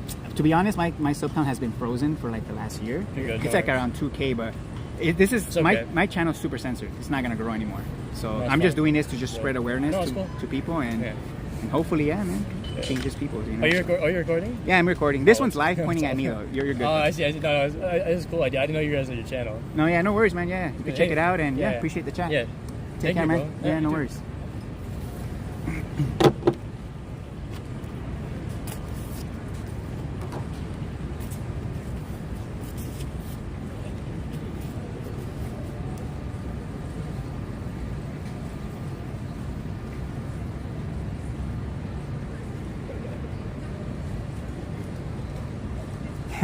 I know. Real Sagnas, recreate buoyancy with your physics. We will wait. Exactly. That's what it comes down to. You know, the globe Earth, again, the globe Earth physics claims that the air is being pulled down. Again, we could say it's being forced down, right? Whether you believe in a pull or some kind of push, you know, from above or pull from below, right? Regardless, it's being forced down. The air is being forced down in a globe Earth and a motionless flat Earth model, right? So the air is being forced down, but yet a helium balloon goes in the opposite direction of that force. So, what's up? You guys want to give this a shot? Yeah, sure. Yeah, perfect. All right. So, 3 very easy questions. I mean, 2 very easy questions, and they're multiple choice. So, here's the first one. I have 3 box trucks, and they're completely sealed, and they're all on a level surface. They all have an apple hanging from a string as well. Yeah. The only difference between these 3 box trucks is that one is at rest, one is accelerating forward, and one is accelerating in reverse. Yeah. So out of these 3, which one is at rest? Rest. I feel like that one there. Oh yeah, this is a trick question. No, it's not a trick question. It's physics, basic physics. Okay. It's like the one. I think the one still is B. You think? But like, if the car's moving forward, doesn't that mean like the ball's going Yeah. back? So the first question is which one is at rest? Which one's at rest though? That's the first Oh, question. okay. That's B. B. Yeah. Yeah, B. Okay. Okay. Why do you guys say B? Because it's It's like not not moving, moving. not It's like moving. Yeah, Still. yeah, you got it. Pretty simple, right? Yeah, Yeah. you guys got it. Which one's accelerating forward? Okay. This one I don't know. like if the car's accelerating Yeah, forward. which truck is accelerating forward? It has to be A, because like if you move in this way, then like Yeah, 'cause it's not like holding something. Yeah. It's A. It's Yeah, A. you got it. Yeah, and it's because when you accelerate forward, the apple will appear to swing back. You'll get Yeah, left yeah. behind. You know, for example. Yeah. So and it's due to inertia. Yeah. So yeah, you guys got it. Pretty easy, right? Yeah. So second one, pretty much the same thing. The only difference is instead of an apple, it's a helium balloon inside. So out of these 3, which one is at rest? Okay. I think it's okay. Rest. Yeah, okay, it gotta be B. Yeah, it's B. It's B, and it's for the same reason as the first. It's because it's not moving; it's remaining Yeah. vertical, right? Which one's accelerating forward? I feel like this is a trick question because like is this a balloon? Like It's a balloon, so. I think it might just be A, bro. I don't know. Oh. If you have to guess, just guess. It's cool. Most people don't get this one right, by the way. Okay. Over 90% of people. Oh, no. Yeah. C? Yeah. Okay. C. You're Okay. going with what you didn't choose, right? Yeah. Okay. So it is C. Okay. I'm gonna explain to you why it's C though. Okay. There is 2 reasons. Yeah. The first reason is helium is less dense than air. Yeah. You guys understand that, right? Yeah. Yeah. Like- The second reason is a force. So when I applied a force in this direction, for example, all the air that's inside of the truck is also being pushed in that same direction through space. yeah. And because air is more dense than helium, the air inside is able to push the helium balloon in that same direction. Yeah. So that's what we will call buoyancy. Oh, It's a okay. buoyant effect. Buoyancy always follows the direction of the force. yeah. So here's a buoyant object. Yeah. So this ball is less dense than the water that surrounds it, right? If I apply a force in this direction, what direction do you think the ball's gonna go? This direction? Yes, the same direction. Same Yes. direction, yeah. Yeah, it goes in the same direction because that again, it's less dense, so it basically the water is able to push it. Yeah. You know. See, so buoyancy always follows the direction of the force. Yeah. Right. So here, let me show you this real quick. I did this experiment in a cargo van in real life. So based on the principles that we just learned, what direction would you say I accelerated this cargo van? To the right? Forward. Yes, forward, because that's the direction the helium balloon Yeah. got pushed, which means that's the direction the air is also moving through space. Yeah. You know, perfect. You guys got it. So one last question. If I have a helium balloon right here, right now on Yeah. Earth, and I release it, what direction does it go? Assume. A helium balloon. Helium balloon? And release it, what direction does it go? I assume. I feel like it go up. Yeah, it goes up. Yeah. Yeah, we can all experience that, right? Yeah. There's 2 reasons why a helium balloon goes up, though. Yeah. Do you guys know why? Just, it's like lighter than the air. Yes, yeah. that's the first reason. What's the second reason? I don't know. I don't know. So it's a force, a push. yeah. So because again, in this scenario, the truck generated the force to push the air in Yeah. this direction, which then pushed the helium in the same direction because it was a chain reaction. Yeah. What's generating the force here on Earth to push the air up to be able to push up a helium balloon? Because the air is pushing up the helium because it's less dense. Gravity. Yes, like that. it is Yeah. gravity. But here's the thing: the gravity of the Earth is actually a pushing force, not a pulling force. So they're telling us that when you release an object, right? Gravity, the Earth, gravity pulls this object down, right? Yeah. Or pulls you down as well, right? The reality is, it's the Earth actually pushing up instead. So you're not being pulled down towards the Earth; it's the Earth pushing up against you. And that same upwards push of the Earth is what's pushing up the air, which then pushes up helium balloons. That's why helium Okay. balloons rise, because the air is also moving up through Yeah. space. You know. So here, let me ask you this: you guys believe the Earth is a ball, right? So do you guys understand that on a ball, up is relative? So if you're standing here, up for you will be this way, but if Yeah. you're standing down here, up for you will be this way, Yeah. in the opposite direction, right? So in every direction away from the center will be up on a ball. If we could prove physically that the Earth is literally pushing up and not pulling us down, right? And buoyancy shows us that. Yeah. So if we could prove that the Earth is moving up through space, how can the Earth move up in every direction at the same time if it was a ball? It's like even, so it just stays. Well, that means it's not pushing up then, because it's not moving up. But again, that means it wouldn't work, because that would mean the Earth will have to be expanding. To be able to push up in every direction at the same time, the Earth will actually have to be growing and it'll just explode. So it wouldn't work. So in order for people to believe in the ball Earth theory, they first have to believe in the theory of gravity being a pull of the Earth. Because if we could prove that it's actually a push, then the whole globe Earth concept falls apart. Yeah. The whole globe Earth couldn't even exist on paper. So that's the number one proof to debunk the globe Earth, is the fact that gravity is a push of the Earth, not a pull. Yeah. And buoyancy shows us that. Yeah. So if I was to ask you guys respectfully, why do you guys believe the Earth is a ball? That's just like what I've been taught. Yeah. Right? No, fair enough. Yeah. So here's the reality. So the Earth is just an extended level plane that's pushing up in one direction. So everybody's standing in the same level.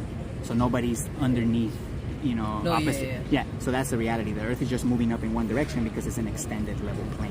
So that's the reality. Yeah. So again, anything you could think of, why do you, I mean, you guys are obviously believe the Earth is a ball, right? Yeah. Yeah. But why? Why do you guys believe that? I guess I'm trying to get to the root of why do you guys believe that?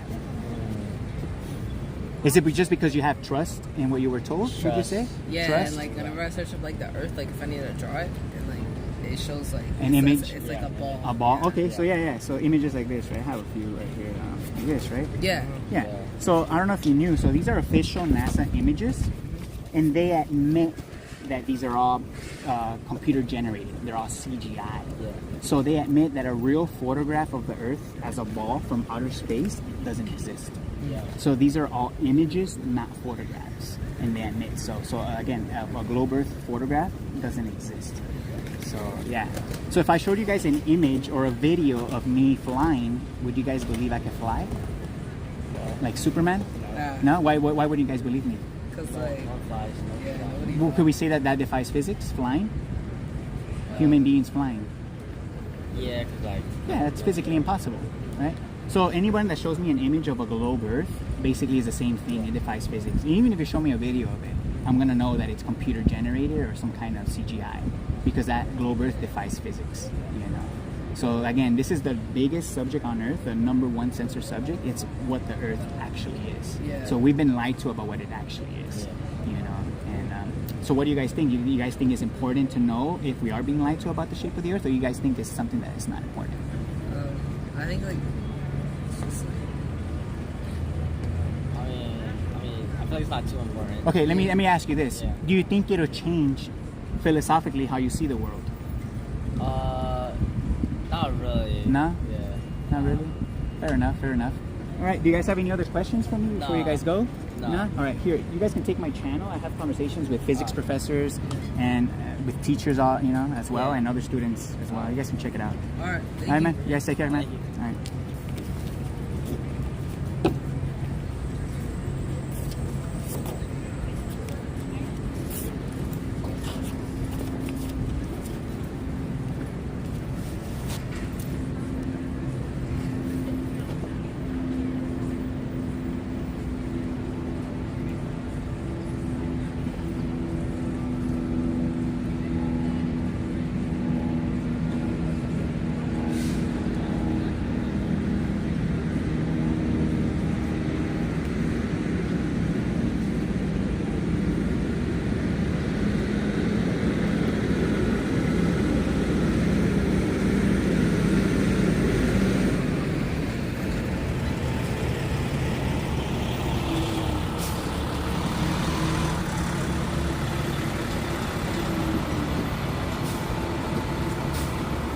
our turtle otter.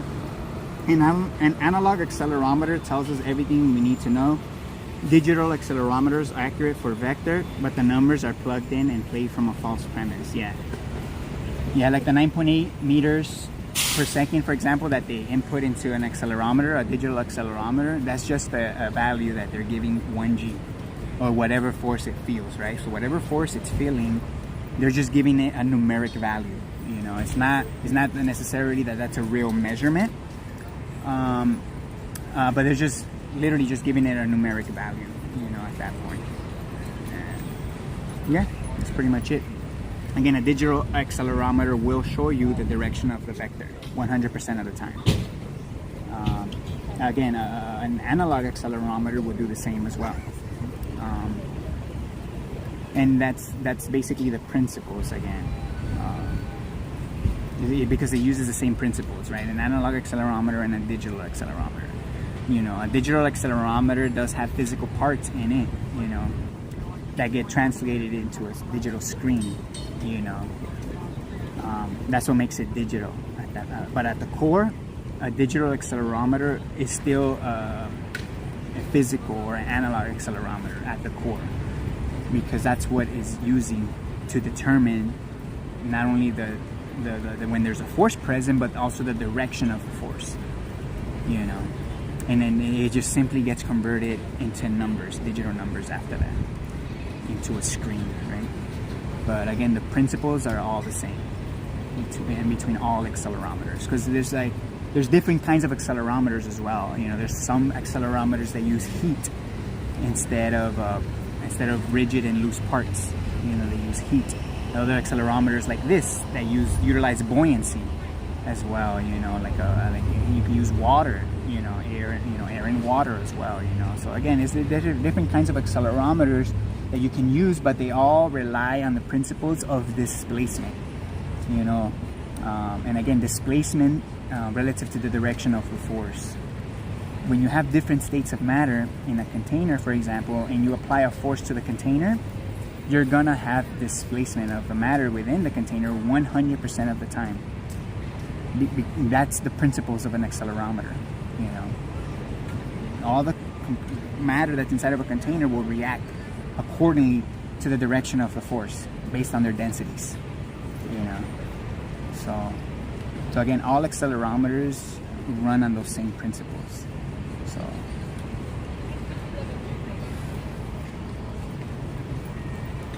And again, accelerometers don't lie. You know, again, people can manipulate an accelerometer, for example, like digital accelerometer. They can manipulate the numbers. They can manipulate the vector, the output, you know, of what the direction of the vector is, all of that, right? In a digital accelerometer, they can manipulate all that. But the fact is, again, an analog accelerometer cannot be manipulated. You can only manipulate the numbers, you know, that come out on the screen, for example. But again, the analog accelerometer itself cannot be manipulated. It's always going to do what it does. You know, you cannot change that. You cannot make a buoyant object go the opposite direction of a force. You know, you can't do that. You can't program that into matter to behave differently. This is not a fucking video game.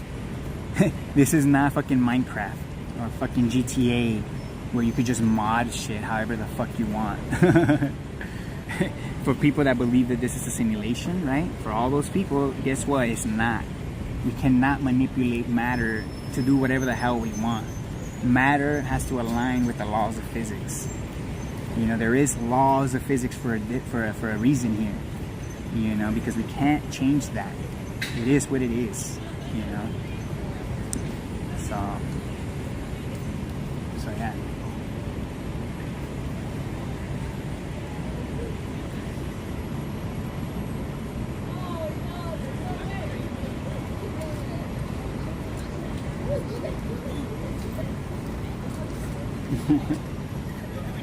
Yeah, go ahead.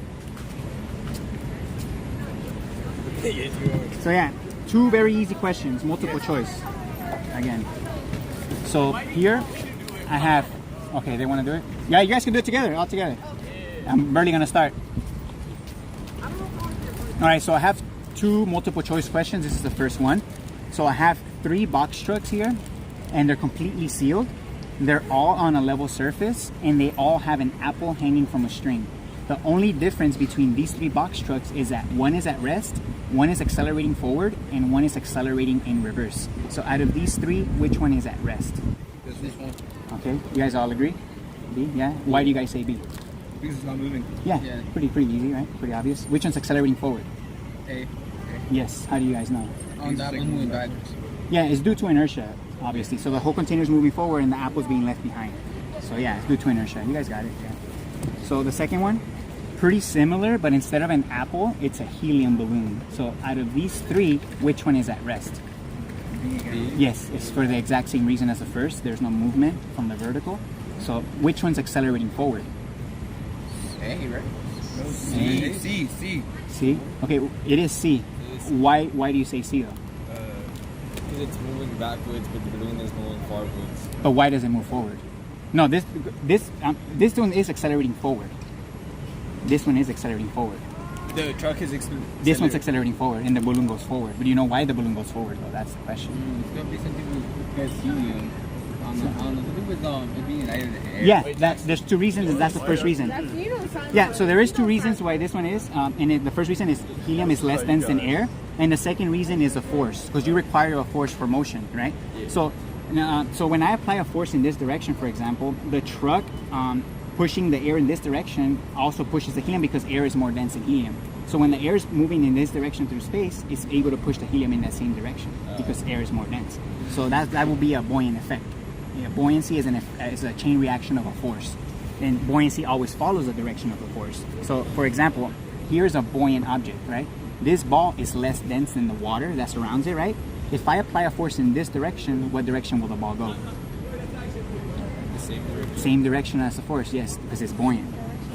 See, it goes forward because buoyancy always follows the direction of the force. Yeah, so that's reality, right? So here, I recreated this experiment in a cargo van, and based on these principles, what direction would you guys say I accelerated this cargo van? To the right or to the left? To the right. Yes, exactly, because not only does the helium balloon get pushed forward, but the air also has to be moving in that same direction to be able to push the helium. So yeah, I accelerated in this direction and the apple got left behind. You know? So here, one last question. If I have a helium balloon here on Earth, because helium is buoyant here on Earth, right? If I release it, what direction does it go? Up. Yes, there's 2 reasons why a helium balloon rises again. Why do you guys think it rises? It's lighter than air. That's the first reason. What's the second reason? It's more concentrated in the helium balloon. No, well that's the densities. Oh, yeah. That's the density difference. But what's the second reason? What creates motion? Gravity. Force. Yes. So we need a force as well. So in this scenario, the truck generated the force to be able to push the air in this direction, which then pushed the helium in the same direction as the force. What's generating the force here on Earth to be able to push up the air to be able to push up the helium? So gravity, right? Gravity. So the force of the Earth, but here's the thing, the force of the Earth is actually a push, not a pull. So I know we've been told that when you release an object into free fall, that gravity pulls everything down. So we're being pulled down to the Earth, right? The reality is, it's the Earth pushing up instead.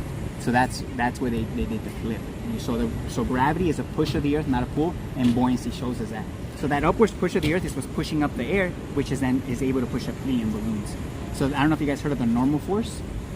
So that's the globe Earth acknowledges the normal force. It's the opposite to the pulling force of gravity, but the normal force is the only force that actually exists. So I don't know if you guys knew, the pulling force of gravity is actually just the theory.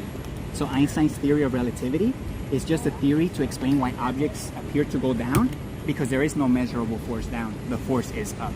So the fact is, this doesn't move down to the Earth. It's the Earth that moves up to the object when you release it, because everything's constantly moving up right now. We're all being pushed up right now through space. So here's the real reason why I'm doing this. You guys all believe the Earth is a ball, right? Yeah. So you guys understand that on a ball, up is relative, right? So if you're standing here, up is this way, but if you're standing down here, up is in the opposite direction from this person. In every direction away from the center will be up on a ball, right?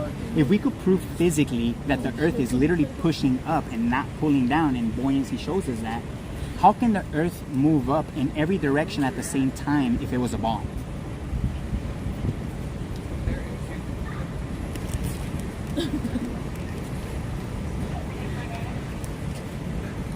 Right? So the fact is it wouldn't work. That would mean the Earth will have to be expanding to be able to push up in every direction away from the center. So that would mean the Earth would just explode, which wouldn't work. So in order for people to believe in the ball Earth theory, they first have to believe in the theory of gravity being a pulling force. Because if we could prove that it's the pushing force of the Earth that we experience here, then that would debunk the entire whole globe Earth model. So that would be the number one proof to debunk the globe Earth, is the fact that gravity is a push of the Earth, not a pull. So the Earth in reality is just an extended level plane that's pushing up in one direction. So everybody's up is the same. Up is not relative. Wait, so you think the Earth is flat? It's not flat, it's level. So the difference between flat and level is that level requires a force, because level is an orientation which requires the vertical force of the Earth. But that force is up, not down. Flat Earth, on the other hand, over 95% of flat earthers claim the Earth is motionless. So they deny the upward push of the Earth. That's the controlled opposition. That's the PSYOP. So what shape do you think the Earth is a level extended plane. What it looks like as a whole from the outside, I have no clue. Nobody's been outside of the Earth to be able to see it from a God's point of view, pretty much. So the Earth is a contained system. So we have air pressure here on Earth, 14.7 psi. In order to maintain air pressure, you require solid containment. Otherwise, the air pressure would just rush into a negative pressure. Yeah, but here's without, the thing though. yes. So if you're saying that gravity's not A pull. Do you believe in gravity? Yes, it's a push of the Earth, Okay.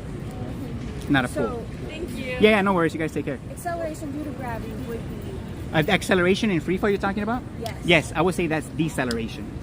It's not acceleration. Deceleration, acceleration are the same. You can say that, but when I release this object, you believe that this object physically moved down through space. but here's the The thing. reality is the ground moved up to the object. Sure, but Yeah. every object does have a gravitational pull. The issue is It it's doesn't. based off, yes, it does.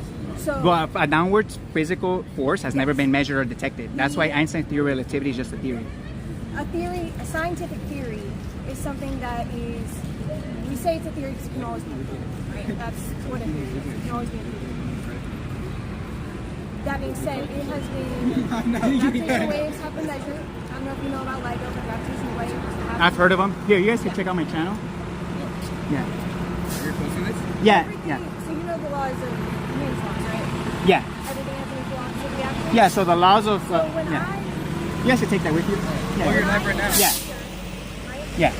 I have a gravitational pull. Well, I would... It's so minute that it really doesn't matter. So I'm not pulling the Earth to me. No, you're not. You're not. Technically I am, but it's such a small force that it doesn't change anything about me, Right. right? Did you know that Einstein's general theory of relativity claims that there is no force in free fall? What do you mean? So Einstein's theory of relativity basically claims that it's the bending and warping of space-time that moves objects down, not accelerate them down. So he acknowledges that there is no physical downwards acceleration of matter. And that's why he came up with his theory of the bending and warping of space-time. Anything moving, right? Like if it's changing direction, that's an acceleration. Sure, yeah, changing direction is So also... force causes acceleration. Yeah, in order to have acceleration, you require a force. Yes. Right. So when you release an object into free fall, people claim that this accelerates down toward the Earth. However, Acceleration due to gravity, which can be measured. No. So 9.8 meters per second So squared. you have a smartphone, obviously, right? Yes. Your smartphone, everyone's smartphone, has a built-in accelerometer inside of our smartphone. So when you have it in landscape and portrait, yeah, take care, man. So when you have it in landscape and portrait, it changes because it detects the vertical force of the Earth, right? You believe that that force is down, but I'm telling you it's up, and I'm going to show you how we know that. So if you download an accelerometer app on your phone, you're able to detect the acceleration of the phone. So if you have the phone at rest and you accelerate in any direction, up, down, left, right, that accelerometer will detect an increase in 1G because you're accelerating it, right? Yeah. When I have it here at rest and I release it into free fall and people claim it accelerates down towards the Earth, guess what happens? It measures a deceleration. It goes from 1G to 0G. When it should be, but when I physically accelerate down, it goes from 1G to 2, 3, 4, depending on how Yeah, have you ever done projectile motion? Do you know kinematic equations? Sure, I don't know the kinematic equations, but what are you trying to get to? Okay, so I just finished my physics Sure, class recently. sure. We were doing a lab. Part of the lab we've done last week Yeah. was we were measuring the acceleration due to gravity. Okay. So you throw How did you something get? up, Yeah. or you drop something. We'll say dropping something because that's a one-dimensional. You don't have to worry about Sure. the x or y dimension, right? Y or x dimension. Sure. You drop something based off the distance and the time it takes for it to start here and land there. Using kinematic equations, no matter how far up you drop, with negligible air resistance, right? The second you go higher up, then air resistance becomes something you have to consider. Yeah. You will get roughly the same. Yeah, it's like Dude, this is the guy gravity's that not says real. velocity isn't real. What do you mean? Acceleration is real.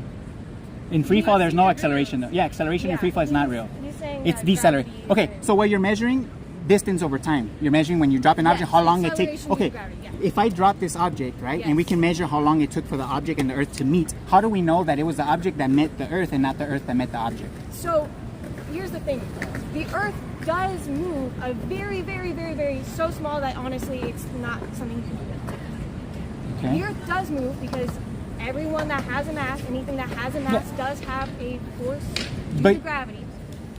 But you believe it moves in As 4 it- different directions at the same time. Because you guys believe that the Earth is spinning, right? That's one motion. Exactly. You guys believe that it's revolving It's like around the the ball sun. also has to move to the Earth. That's the second motion. Then the whole And the force of gravity- solar system is rotating around the Milky Way. That's the third motion. Say that And then again? the The reference frame is the ball. It's all just Yes. Then the ball is relationship between If it's a system, you're measuring the system. You're dropping the ball from free fall, not right? different Of course. emotions. And the ball gets to the Earth. Yeah. It's attraction. It's That's- like if something is like attached to me. That's yeah. the ball But that's going- but that's built on the premise that you It has a believe that when I force field release this, gravity. that there's a pulling force of gravity. Okay. If we could debunk that, just hypothetically, if we could debunk that objects don't accelerate down towards the Earth and it's the Earth that moves up to the object, how can the globe Earth exist after Technically, the that? Earth Or would you does admit that it move wouldn't towards the work? ball, just like you have You're a saying the gravitational presumption force. is I got a that gravitational it's force. It's just Yes. so small and minuscule. Well, that- physics shows that. It's like if you took Because a video yes, it shows that because stabilize yes. it on the ball, Everything you would see everything else move stationary because it's That's what it appears. That's what it appears like, because everything's moving up together. It appears to us that everything else is stationary relative to us because we're also moving. But when something's not connected to the Earth, like this in free fall, we can see a motion. People think that this moves down, but it's everything else that's just moving up. And this falls. actually to say it like something you're attached to it. Yes. The whole thing is moving. So technically, you're moving with it because you're attached to it. Exactly. So how would you explain satellites and orbital motion? So orbits, again, they rely on the idea that there is a gravitational pull of the Earth and and they're being orbited around the Earth. So again, all of those are based on assumptions. So what they're showing us So from, Starlink, the stars. I would say whatever they're showing. I'm sorry. am. Oh well, then that's good for you. So is there like a test or? Yeah, it's So, a like, test. Yeah. Starlink, you know, Here, the you guys can satellites you can observe in the sky. Yeah. How do you think those work? So I would say if we could see lights in the sky moving, apparent motion of something moving in the sky, I would say that they're most likely like some kind of high altitude drone plane that an app, that an app can follow. So when you're thinking looking at the ISS or anything above, and it shows you on a map on an app, and you see it move above your head, I would say that that's just a high altitude drone that's been programmed into the app. Yes, but Starlink has to orbit the It's Earth. not in outer space, in my opinion. It's in literally it's just above the Earth, circling. It's not going around a sphere. It's just going around a level surface, like this. If anything that's above the Earth is just going over So a then level what- surface. Okay, so you think it's just a plane, right? Yeah, Fine. nobody's been to outer space. If you In were other in an words, airplane, right? Yes. So you don't believe in the sphere. Of No, Earth, the right? globe Earth Okay. sphere. No. If I'm in an airplane and I start at one point, how would I get that from that Here, one you guys can point take this. Sorry. around the Earth to the other point? So okay, here I'll show you. So here. Yes, I would. Right? Who wouldn't? Oh, here. Let me show you real quick. Talking about circumnavigation, right? Yes. Yes. Yeah. I have it right here. Are you a fifth grader personally? No. Oh, so can I be smarter than you, or like? We're all the same equal. If you are honest with yourself, 'cause we're all equally smart at the end True of the day. as fuck, bro. That's some facts. Oh my god, where is it? Son of a gun. Oh my god, it's probably. Okay, I'm gonna have to take all this out. Because I usually don't like to show any maps, but circumnavigation is a good way to show this. Oh my god. Why wouldn't you like to show that? Because nobody knows the true layout of the Earth.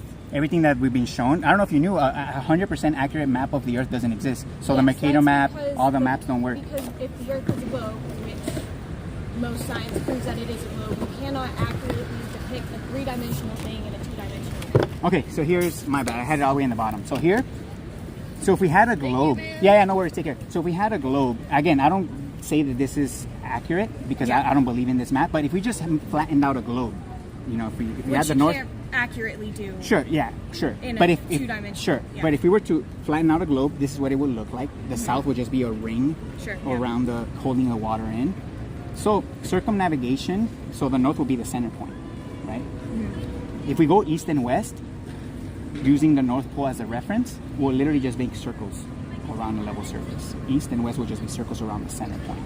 So that will be the circumnavigation. So if you head east this way, you keep going east, and you just come back to the same location, or west. And if you go east, you just come back to the same location again. What nobody has ever done is south to north navigation. So nobody's gone to the South Pole, come back around up to the North Pole, because in reality, guess what happens if you go south? You're not going to come back to the same spot because it's not bending down. No, the issue is that flying over airspaces like this Sure. are incredibly dangerous. Yeah, you're restricted, sure. Yeah, and restricted. Sure. So there's a reason you can't, is because they're incredibly dangerous. Also, this is a lot further without getting somewhere where you can be. So it's honestly probably not the best idea. But going, do you have your steer? Yes. Going from east to west, right? If I'm here, I can go all the way around Come back. to the same point. Yes, that can be done from a level 2. Again, if you're here and you head west this way, this line, we'll say this line's west, you come back around the same way. Sure, okay, now pretend that we don't have this ice, right? Sure, We don't have okay. these dangerous airspaces or Sure. airspaces we can't go through. Sure. If we're able to do this around in a circle, that's basically the same as doing this. Technically, yes. Yes. But nobody's ever done that. Yes, for reasons I've already mentioned. So you just have to assume that those reasons are true, and you have to assume that. I'm saying that in the grand scheme of things, the idea of gravity, I mean, we don't have a perfect idea of gravity. It's one of the harder forces to, like, scientifically explain. But without this idea or concept of gravity, right? Sure. And the idea that the Earth is round, then our other observations, like the moon or nebulas or anything off into the further reaches of space, breaks down. You can't. Sure, I would say that all of those observations, again, you made the point there, all of those observations are just that, observations. And I would say that those observations are basically built off a false premise that the Earth is a globe, which is built off a false premise that the force of the Earth is a pull. So what's your opinion on other planets then? So, so here, I'll show you. So I don't know what the lights in the sky are exactly. The stars? The stars, yeah, I just call them lights. We call them stars, obviously, but I don't know what they are. But here I have images that anyone can take if you have a powerful zoom camera. Here we go. So this is what the stars look like when you actually zoom into them. So, and it looks like they're just light that's changing colors, and it's like it looks like they're rippling in water, literally. So in my opinion, outer space, it's probably water. I'm not saying that for sure. I can't prove that, but no, because if there's what evidence, this you know, really is, the Sure. reasons like stars twinkle is because of space. I guess space dust is the best way to explain Okay. it, because of the distance. Sure. We can measure how far away other solar systems and other planets are because of red light shift. Okay, sure. So you're able to tell how far away something is Based on light. off, yes, which is something we can also measure here in Earth as a whole. We can measure that in the Earth system Okay. using Spectrometers, I think? spectrometers. Okay, Yes. so these are the planets, which again, using the exact same zoom camera, 82 times zoom, optical zoom, you're able to bring them into focus just like the stars. But here's the thing, they say that the stars are way further away than the planets. But how is it that we were able to bring them both into focus? That shows me that they're both, the lights that we see, the stars and the planets, they're literally just lights that are, in my opinion, within the Earth atmosphere. They're reflecting off of, I don't know, maybe the ceiling that we have here, I don't know. But point being, I don't know what they are, but the most important thing is that looking at the stars and the sun and the moon to prove the geometry of the Earth is a red herring.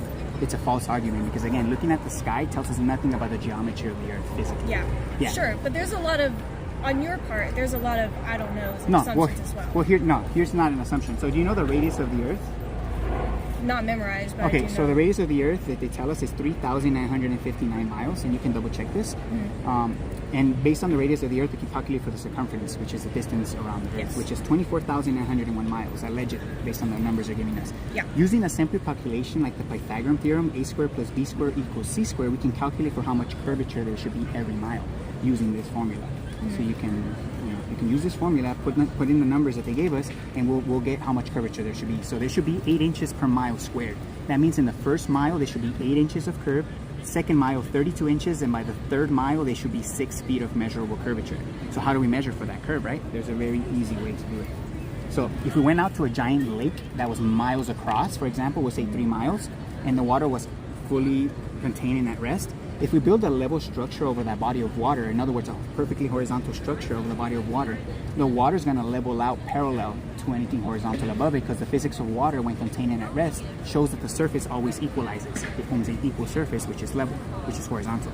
Again, you can observe that at any scale, any pool, the surface always equalizes, right?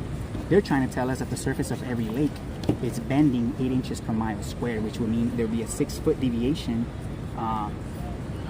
from the starting point to the end point. So people have also disproven this whole state, not this one, the other one.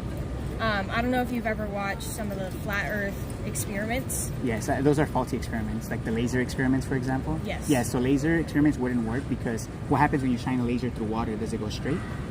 No, it bends. Why does it bend? Because refraction. Yes. You know the air has moisture in it, right? Yeah. So what happens when you shine a laser through it? You think the laser's gonna go straight? So I guess my thing is, there's some science that you do believe in, but then there's other science you don't. Well, I would believe say in. So it's more like picking and choosing, I guess, which. Nope. you Because believe the to laser prove a point. experiment, I'm calling it out as a faulty experiment due to refraction, which anyone will agree that there's going to be refraction, especially the further distance you measure the laser, the more refraction there's going to be and the less power the laser is going to have too. So a better measurement will be this, a physical structure that we can literally build level, and then we can measure the surface of water to see if it actually bends or not. Because So do you know how much a laser refracts in air? Do you know how much? I don't know the refraction is? exact rate. So it depends on how much density Yes, there is so- too, and the moisture. Using a laser, right? Sure. Based off refraction, which I'm pretty sure in air is very, very slim, nothing near compared to refraction in this. I mean, water. I think the further distance you measure, the more there's going to be, the more you have to account.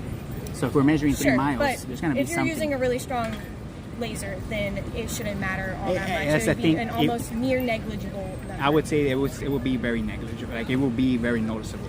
Like it wouldn't be a concrete, definitive answer, in my opinion. Like people would just say, "Oh, it's So what would someone have to do to prove to this you that? a physical measurement that we built 100% level, and then we can measure to see if the surface of water bends relative to it." Because again, the oceans are supposedly bending around a ball, so every lake on Earth should be displaying this curvature as well, because lakes have to be bending around a ball as well. Would you I would agree? have to double check your math on this, but Yes, I'm almost please. positive that this has been the idea that there's no curvature when you're looking at water, you're looking at a distance, has been disproven. It hasn't. I've been in this I'm subject for over 10 years, and I'm telling you, this in specific, not only that, the upwards push of the Earth are the two main things that are being avoided, not only by globe earthers, but by motionless flat earthers as well. So motionless, why would the Earth go up though? What? because why? otherwise we wouldn't walk. We need a force to keep us on the ground. Yes, A gravity. pulling force of gravity is it's cartoon physics. That kind of force doesn't exist in nature. The only force that exists in nature is push. It's pressure variant. So everything that has motion requires pressure. There's no such thing as pull with no pressure. So there's equal and opposite forces, Yes, right? yes. So a pull has to have a push. No.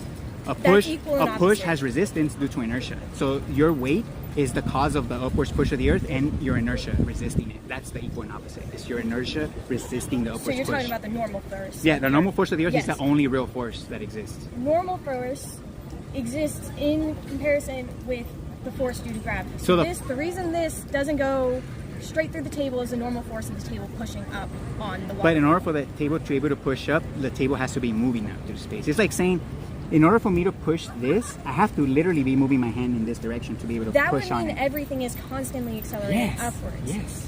That's what's happening. That's reality. That's what physics shows. Why would that be? Because that's what buoyancy. So a buoyant object will always get pushed in the same direction as the applied force. So this is a buoyant object, right? If I apply a force in this direction, the motion of the water, because the water is more dense, is able to push the buoyant object in the same direction as the force, right? Because that's how it works. The more dense pushes on the less dense, right? Okay, yeah. So right now the ball is being pushed up right now. The less dense is being pushed up. But we know water can't create pressure on itself. So what's creating the pressure of the water pushing up right now? What's keeping the water contained in? Well, this Gravity. container. Well, inertia, the reason why the water has weight, in other words, is because water has inertia. Inertia is resistance to in order motion. for anything to be at net zero, force net zero, Sure. right? Equilibrium. That doesn't exist.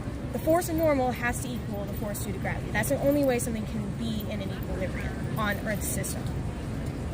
Sure, equilibrium as Because in... the second you say that the force normal, right, and the force of gravity doesn't exist, then everything's constantly accelerating upwards. What's stopping some things from accelerating upwards faster than others?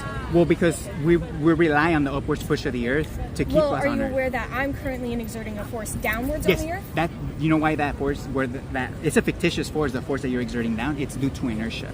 So it's a resistance, it's not a force.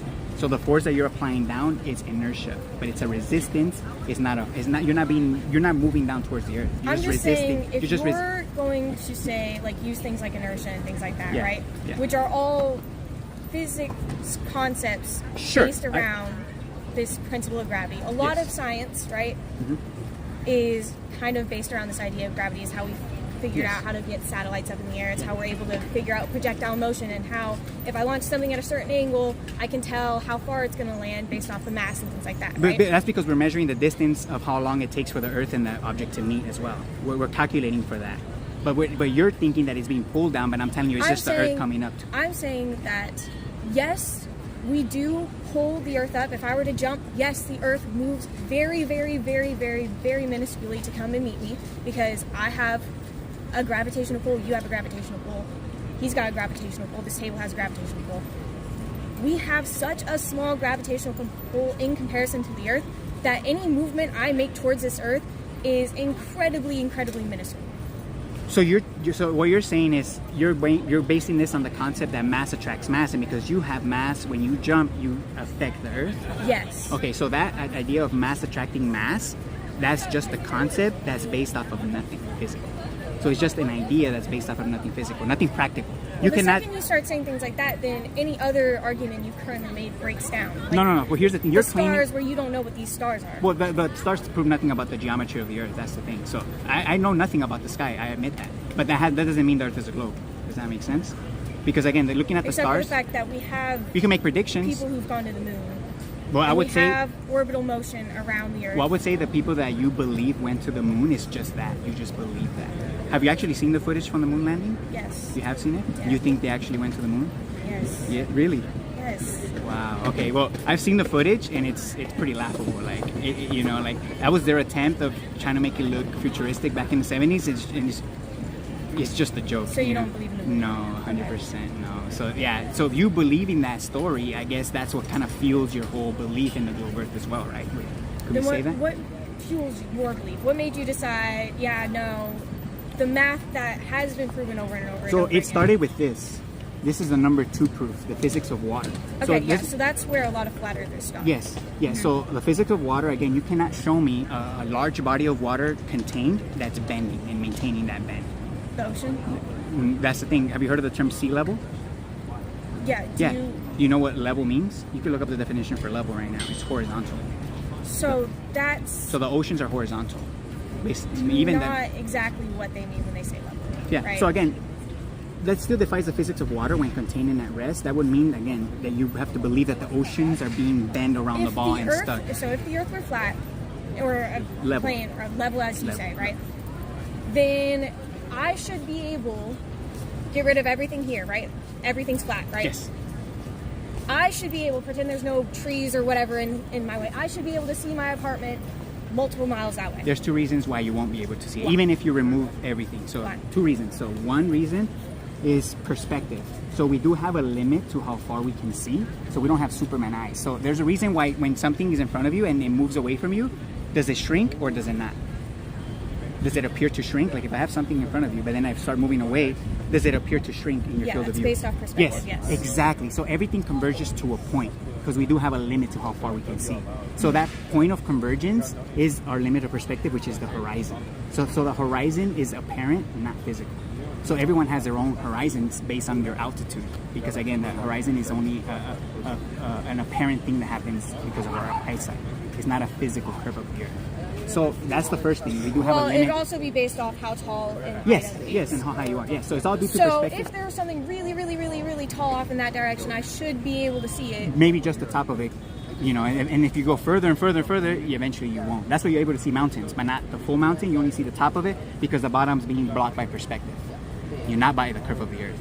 And also So the second curvature. reason why you won't be able to see forever is atmospheric So okay, we're gonna pretend conditions, atmospheric that conditions. the Earth is a very flat plane, right? Yes, That level. stretches on a level plane. Yeah. What is your how would you scientifically explain to me the existence of a flat plane? So I would say that this is 100% a creation of something else that exists outside of it. I don't know what's outside of this reality. And in my opinion, they tell us that outside of this reality is like a vacuum of emptiness and it's just other planets, right? In my opinion, whatever created the Earth exists outside of the Earth. So I think there's a bigger reality that has life and all that outside. Again, I can't prove that, but that's just me philosophically thinking about. Yeah, so it's more what of like a create- philosophical, yes. philosophical argument Yes, rather what than you a asked me. scientific. Yes, what you asked me is a philosophical argument, and I think that it's a creation, and Okay. that's why. Okay, so then I guess where we differ is that I prefer the scientific explanation towards things. You're talking where- about the Big Bang. Yes. I would say that's not scientific. I would say that's a religion. I'm gonna The tell- Big Bang? The Big Bang is a religion. So here's the thing. All religions, what do they all have in common? They all have a creation story, and they all have an idea of how to live, right? Sure. I would say the globe Earth gives you a creation story with the Big Bang and evolution, but the fact is nobody knows how this place was created. That's where anybody trying to tell you how this place was created, automatically that's a religion. Because the fact is nobody knows. I can acknowledge that it was created. Yes, and then But the to start point claiming- of science yes. is to try and get as close to an accurate truth as possible, Yes. right? Yes. That's the point of Yes. science, and that's the point of things like a gravitational constant that Einstein. Sure, but his idea of a gravitational constant is not rooted in physics. It's rooted in his imagination, based And on what we also observe. A whole bunch of math, because most observations is how science is formed. Is observations that you can prove over and over and over again. So 9.8 meters per second squared being the acceleration due to gravity on Earth in an Earth system, because it's important that's an Earth system, because once you're out of the Earth, that Yeah. equation no longer functions. Sure. Okay. Let me ask you this. I guess a more direct question. Okay. Because obviously you believe in the pulling force of gravity, right? And I'm saying it's the other way around. Okay. Let's say we release this object, right? And we measure the distance it took for the Earth and this to meet, right? Yeah. How can you prove to me that it was the object that accelerated down to the Earth and it's not the Earth that moved up to the object? Well, How I've can already you prove proven to you the How? fact that this object does have a gravitational effect. Okay, how on did you the come Earth. to that conclusion? Is the fact that that's how gravity works. Well, how did you come to that Because conclusion? so what would cause me to pull this Earth up towards me? The Earth is moving up. Whatever created this place, put it into. So there is a mechanism that's moving the Earth up. I don't know what that mechanism is, but it's a continuous upwards push of Okay, the Earth. so So the Earth again, is literally moving up. Just There's like a lot of like, I don't knows. yeah, what's outside of the Earth and how it works, I have no clue. All I Yeah. know is that it is moving up. Because Yeah. how do I know that? Buoyancy. You can't have a helium balloon get pushed up by the air if the air is not also being pushed up by the Earth. What contains the Earth? What contains the air? Well, again, I'm not religious myself, but I acknowledge that there has to be some kind of containment. But the Bible, again, I hate religions, but the Bible talks about a firmament. So the Earth is being enclosed by some kind of barrier. They call it a firmament. Again, I don't go with religions. I stay away from religions, but I do acknowledge that there is some kind of physical containment there. I don't know what it looks like or what it's made out of. Yeah. The Bible talks about what it's even made out of too. And the containment couldn't possibly be gravity. No. No. No. Okay, They cool. say that the air is being contained by gravity, but again, that's you believing in the pulling force of gravity. So let me ask you this: if we could prove that, My main question is, Yes. why is it that you are completely like you believe that? You believe that there's a normal force. You believe Yes. that I'm assuming you believe in forces and coefficients of friction, Yes. which stops an object. Yes. And I'm assuming you believe in accelerating that way, and acceleration can go in any which direction, and balloons go up when they're filled with helium, right? Yes. You believe in all that. yes, I accept it. Yeah, it's What reality. stops you from gravity? Okay, so gravity. Just the water thing? No, so here's the thing. I'm gonna explain it to you in a very simple way. Here, now I'll use this water bottle Yeah. for example. So this will be considered an accelerometer, an analog accelerometer. Why? Because when the water's at rest like this, and it's not moving right, what we say it's at rest. If I accelerate this container in any direction, the water's gonna react. It's gonna swish relative to the direction of the force. So if I accelerate in this direction, the water gets pushed to the back. Yes, but the second that has a constant velocity, the water moves. Yes. Yeah. But here's what I'm getting to. So acceleration will always cause displacement. Would you agree? Sure, yeah. Yeah. The water will always displace. Even if I accelerate down, the water goes up because it reacts. The water reacts to a force, right? In free fall, however, here, let me show you because I recorded this as well. In free fall, we can see acceleration versus free fall. The one on the right, I accelerated. We see the displacement of water moving. Free fall, there was no reaction of water. The water didn't move up like it should if it was accelerating down because it's just being left behind due So to there is inertia. a reason for that, actually. The explanation, again, the explanation that the Einstein gives is the bending and warping of space-time. So he claims that everything's accelerating together. No, so I'm going to say, Sure. because again, I've been doing a whole lot of kinematic equations, Sure. specifically on free fall, right? Yes.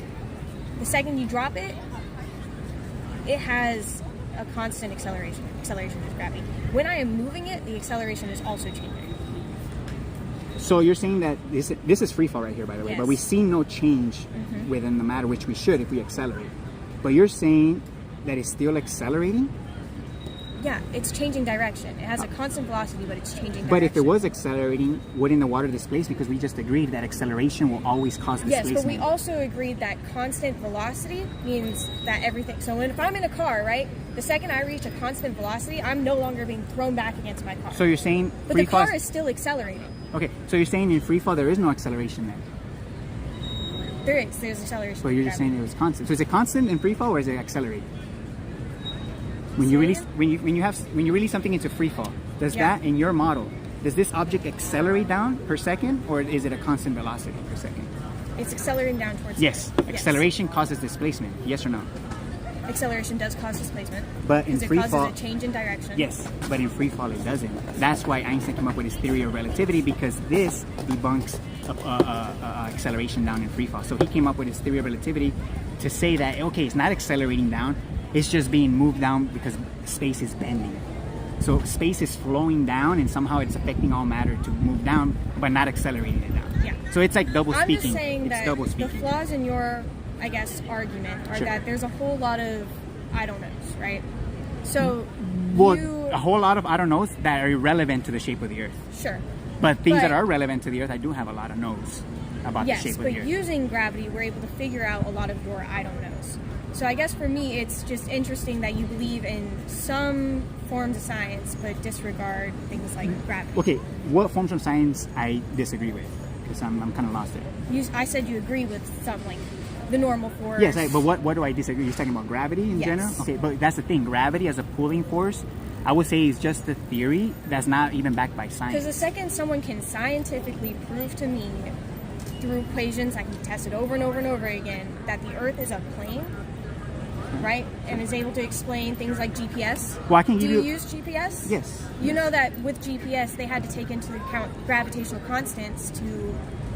Yes, they did. Because if they didn't take into the gravitational constant, your GPS would be inaccurate. Do you know how GPS works?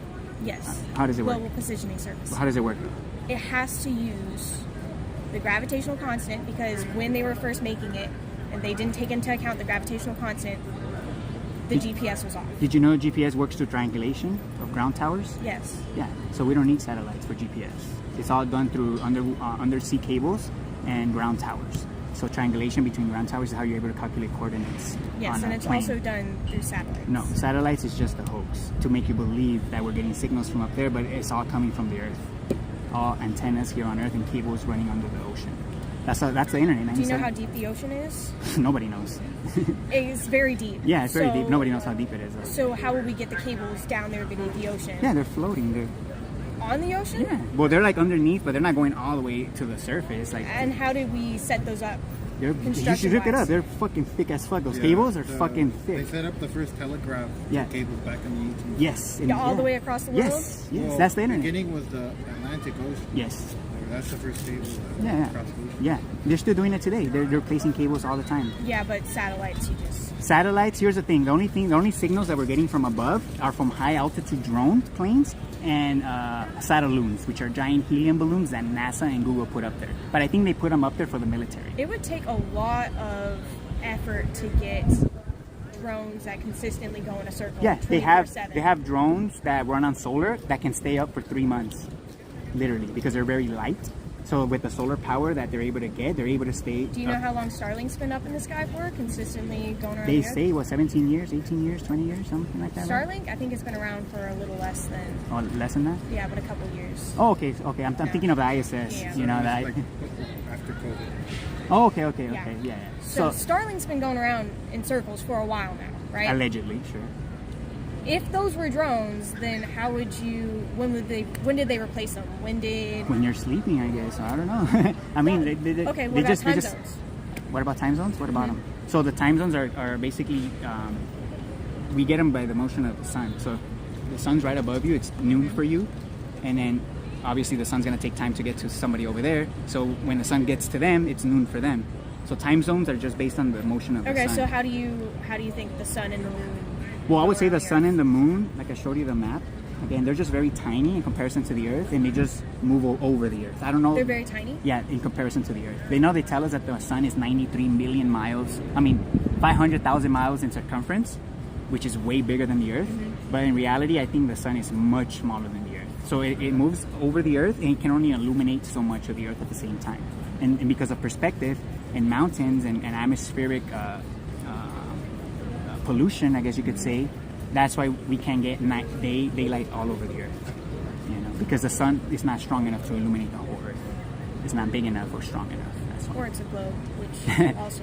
Well, nobody knows what the sun is in reality. Not even globe earthers or physicists. You know, they just make up assumptions about what the sun is, the distance, the You size, could and all argue that. you're also just making up a whole I bunch of would say assumptions. I don't know what the sun is. I would agree 100%. Well, But you that has also nothing made to an do with the shape of the assumption- Earth. Yeah, but you've made an assumption about the shape of the Earth.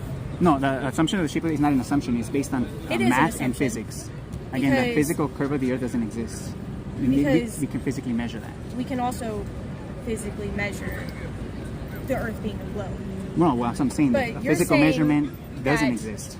You're using math and physics, and this is where you're using math and physics. Yes. But then when physicists and mathematicians actually say, no, man, this is actually how it works, you're disagreeing But with? they're just giving me an explanation. That's no different than a priest telling me stories about God and he can't prove them himself, and I'm just supposed to believe him. They're telling me the same thing. They're just giving me explanations with no practical references. So I'm just They supposed to have believe. given you What practical practical references references. does the globe have? Orbits are a practical reference. The fact that the sun does go around the Earth is a practical reference. The fact that you can go from point A to point B is a practical reference. What do you mean you can't go from point A to Like point on a B? plane. You could go from point A to point B. I showed you. Circumnavigation can work on a plane. But you also told me you didn't agree with that map either. Yeah, I don't agree with that map, but that's how it would work. Circumnavigation relies on the North Pole to go east and west. It relies on Yes, the but north. we also talked about how that map was inaccurate. Yeah, the because- layout and the size of the continents, I don't Alright, agree so if with. the Earth is flat or a plane, as you say, then how would you accurately depict that map? You can't.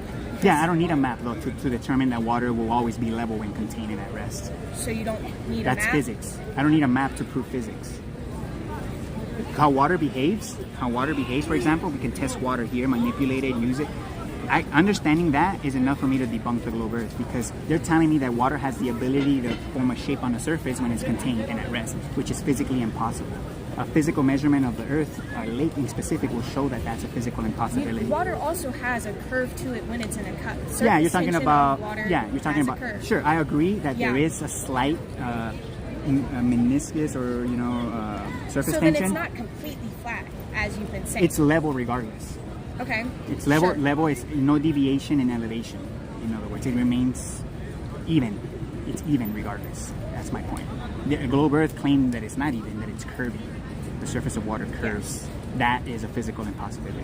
It's Not not a only, physical impossibility. again, the upwards push of the Earth also debunks the globe Earth without a shadow of a doubt, because you can't have an expanding globe into infinity. So again, the fact Because that gravity. it's gravity keeping. But that's the just you. Earth. Yeah, that's just you believing that gravity is a pull. But the fact is, gravity is a push, and buoyancy shows us that. Buoyancy is a push of the Earth. You can look up buoyancy as a push. It's an upwards push. Buoyancy is in regards to water and air. Yeah. Sure. Yes. One last. Have you ever? Yeah. Have you ever scuba dived before? No, but I've gone Okay, in a pool. I Sure. have. Okay. When I scuba dive, right? Yes.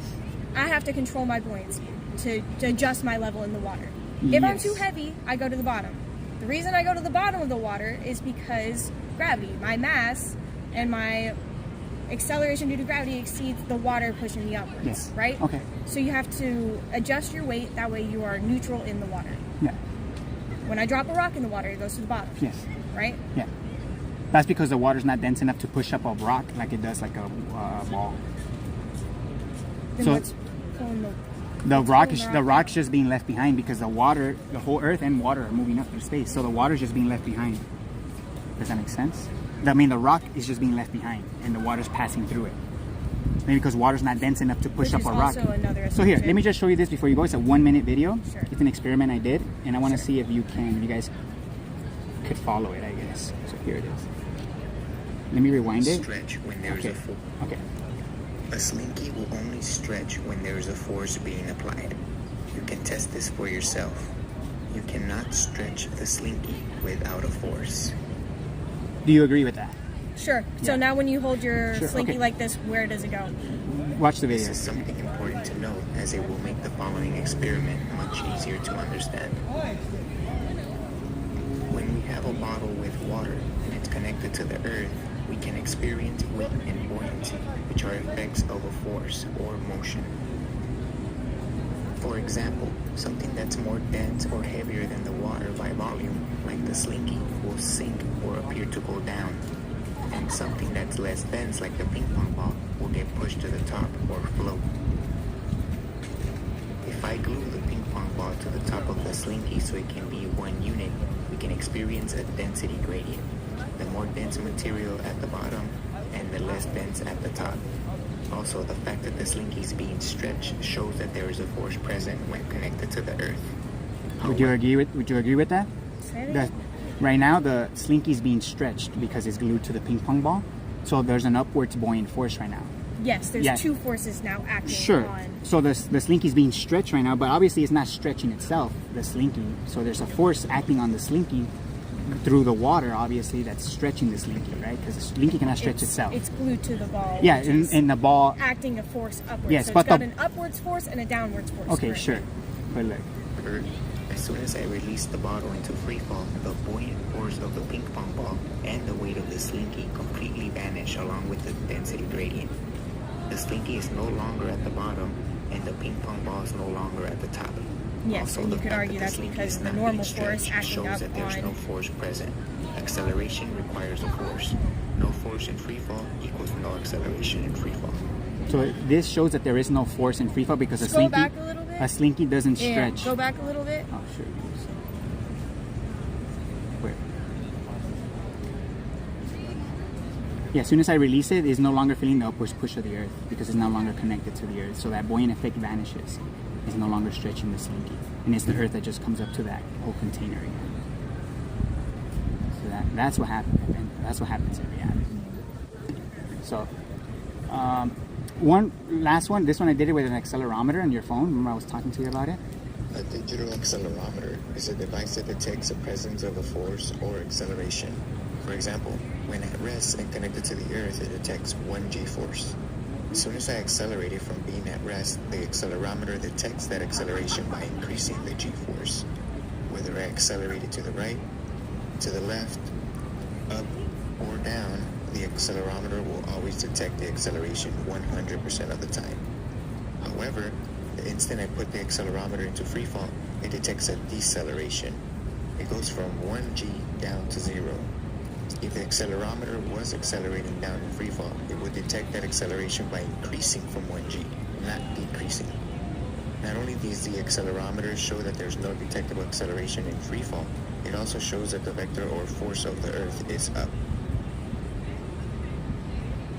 When I switch to the vector tab of the accelerometer, we can see when at rest on Earth, it detects that the vector or force is down, as shown by the That green line right there, you can see. However, the vector on the phone is inverted because when I apply a force to the right, the vector goes to the left. And when I apply a force to the left, the vector goes to the right. When I apply a force down, the vector inverts up. And when I apply a force up, the downwards vector increases, showing that the vector on the phone is inverted from the true direction of the force or vector.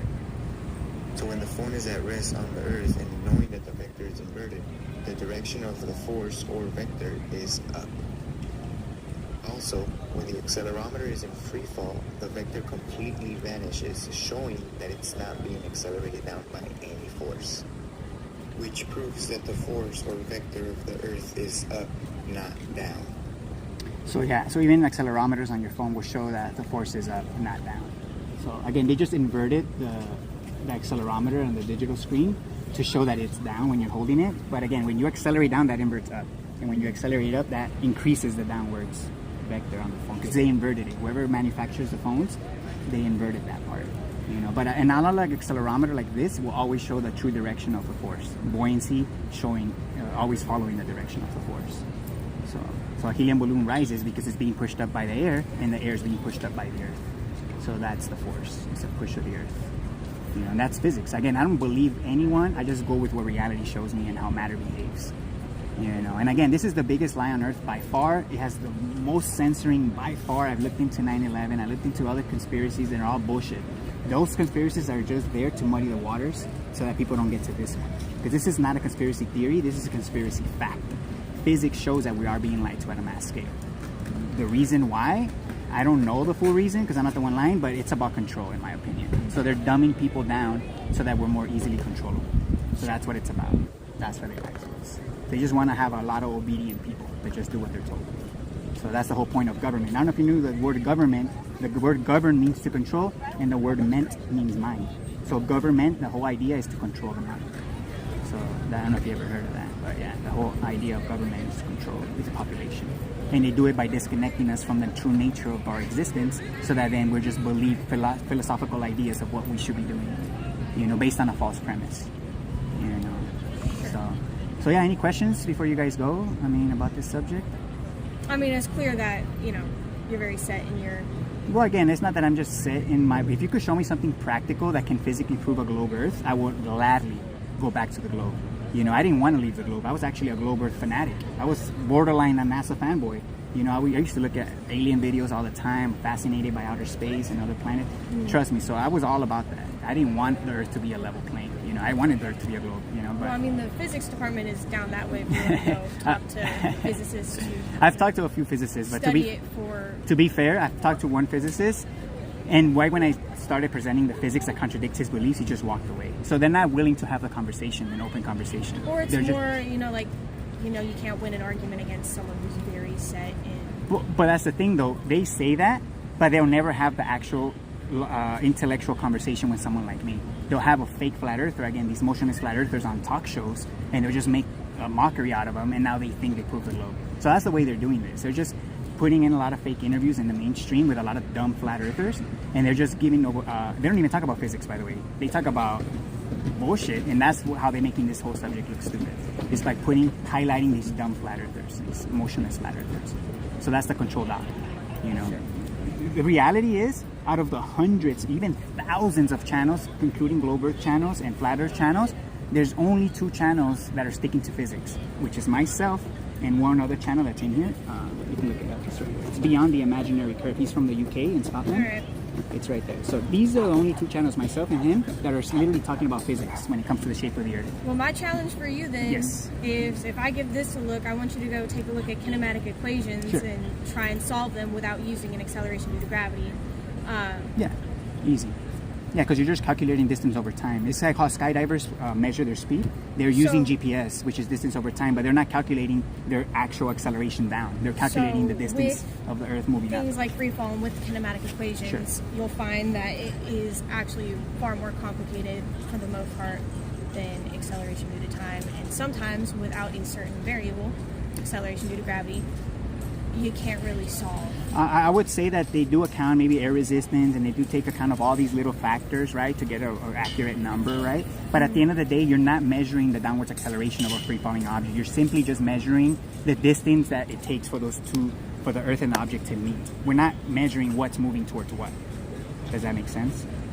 we're not measuring whether this moves down to the Earth and how long it took, or if we're measuring how long it took the Earth to come up to the object. We're simply just measuring that distance. We're not measuring what moved towards what. Does that make sense? Sure. Yeah. So I would say that doesn't prove anything. Measuring distance over time in free fall. And then if the Earth is always going up, then how come, the moon isn't getting closer? Oh, because it's all part of the system. It's like in a car. If you're moving in a car, everything inside of the car is moving along with it. So it's kind of like that. We're inside of this, I would call it, like a giant spaceship, right? And it's all moving together. Sure. And the Earth and then the sun, moon, and stars are part of this spaceship. You could call it Earth. So it's all moving together. It's all one unit. So the sun, the moon, it's all part of the Earth system. It's all working together. It's all like, I would say it's all like a machine that's working together. The sun, the moon, the stars, the Earth, everything is working together. It's all one unit. So what's outside of this reality? I have no clue. I don't think we could go outside of it, in my opinion. I think whatever's containing this Earth is impenetrable. We can't leave it. And I think the governments have figured that out. And that's why they came up with this whole globe Earth bullshit, But, well, yeah, I appreciate the chat. And yeah, do you have a flyer? Do you want to take one? You can take it. Oh, yeah, thank you, though. Yeah, all right. What's your channel name? You could scan it. It's Level-Headed William. Got it. Level-Headed William, yeah. Yeah, and I've had a conversation actually at this university with a physics professor. And to be honest, he was probably worse than you. Like, he just didn't have much to say. He just believed what he was told. Eventually, he just walked away. Yeah. So. Yeah, well, I mean, if you ever want to talk to more, the physics department is quite literally down that way. I have a feeling that they're just going to, laugh it off and walk away. I mean, most of them do study this stuff as, their life's work, so... I would say they just study this off books when I'm studying reality. That's the difference. I mean, they do experiments all the time. Sure. They're also very much reality. Sure. But I would say those experiments, there are faulty conclusions because they're starting off of a false premise. Yeah, well, like I said, I mean, try out some kinematics with free fall, right? Sure. See what conclusions you come to from there. Sure. So I implore you to look at, I have a playlist of different experiments. I have 10 different experiments. Yeah, I'll look at them. And they all prove that there is no physical downward force of free fall. Using different states of matter. I use flames as well. Flames, I use a bunch of different objects. You can see. All right, Yeah. well, it was nice appreciate talking it. to you, man. Thank you. Yeah, all right, man. Appreciate it, man.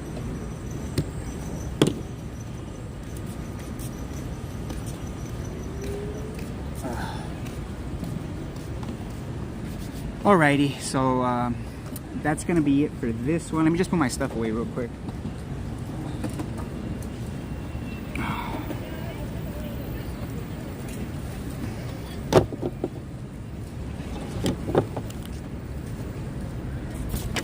Shit.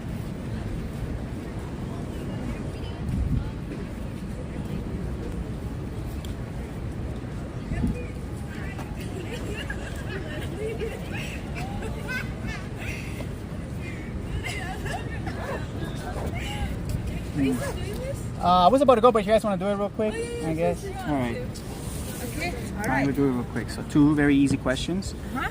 So here I have 3 box trucks, and they're all completely sealed, and they're all on a level surface. They all have an apple hanging from a string.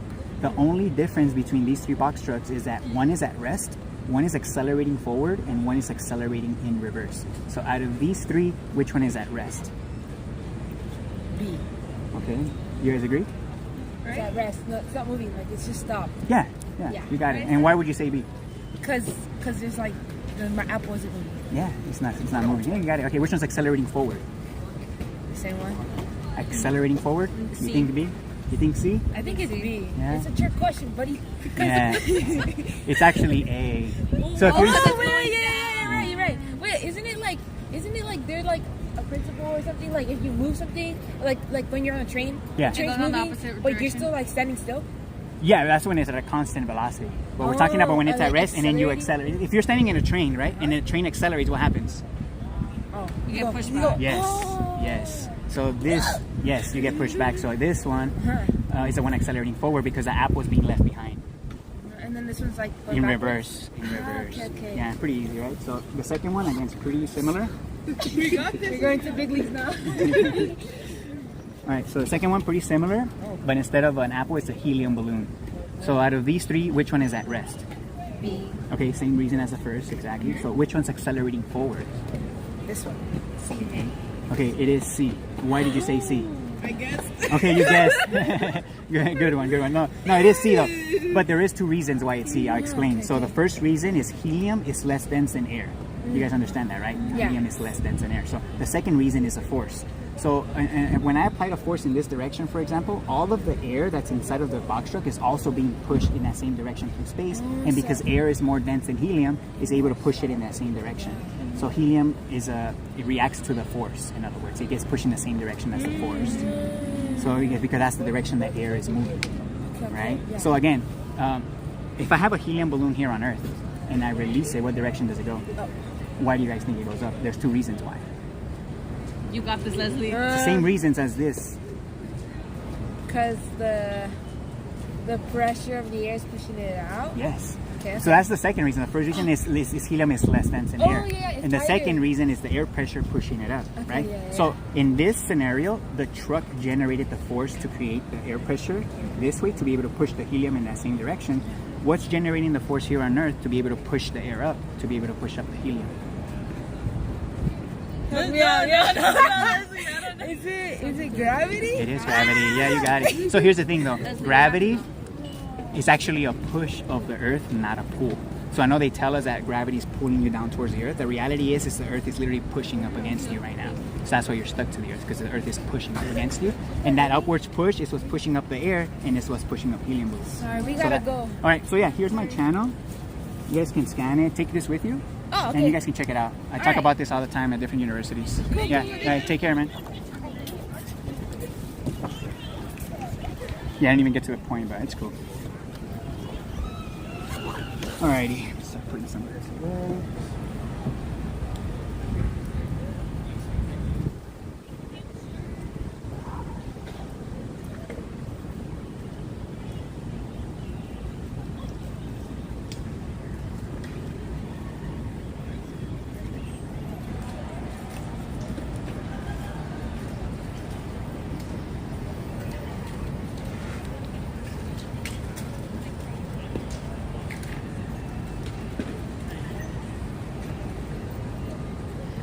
This is the first time, this is the first time that someone that I haven't talked to approaches the table knowing who I am.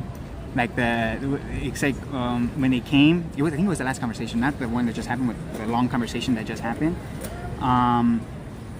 There was a girl that came, he's like, and they were already misrepresenting me. They're like, oh, this is the guy that doesn't believe in velocity. Like literally misrepresenting me already. I wonder how they're talking about me. But apparently I deny velocity. I don't believe in velocity. Apparently that's what she said. She's like, yeah, I seen you on YouTube. You don't believe in velocity. I was like, what the fuck? I never said that. Like, I don't believe in the pulling force of gravity. I don't believe in downwards acceleration, but velocity, vectors, force, all of that is definitely real, you know, and the reality is that all of that actually debunks gravity. So the fact that they were trying to say that I deny velocity or force, I guess, I don't know what they were trying to say. Maybe they were just trying to say that I deny the pulling force of gravity, right? We're just trying to say it differently. But point being is that it's crazy how I'm being misrepresented already. But it's cool. At least the word's getting around. People are sharing the videos. People are watching them, whether they agree or disagree, or even if I'm being misrepresented, at least people are looking into it somewhat, right? So that's a win. So that was cool, I guess. Regardless. Even if I was being misrepresented, at least it's being talked about, somewhat, right? Which is the goal at the end of the day, is to bring attention to the subject, and after you bring attention to it, you want to represent it well, right? You don't want to be misrepresented, right? So yeah, that's what it's about. Damn, I got more shade here now. No wonder it got cold out of nowhere.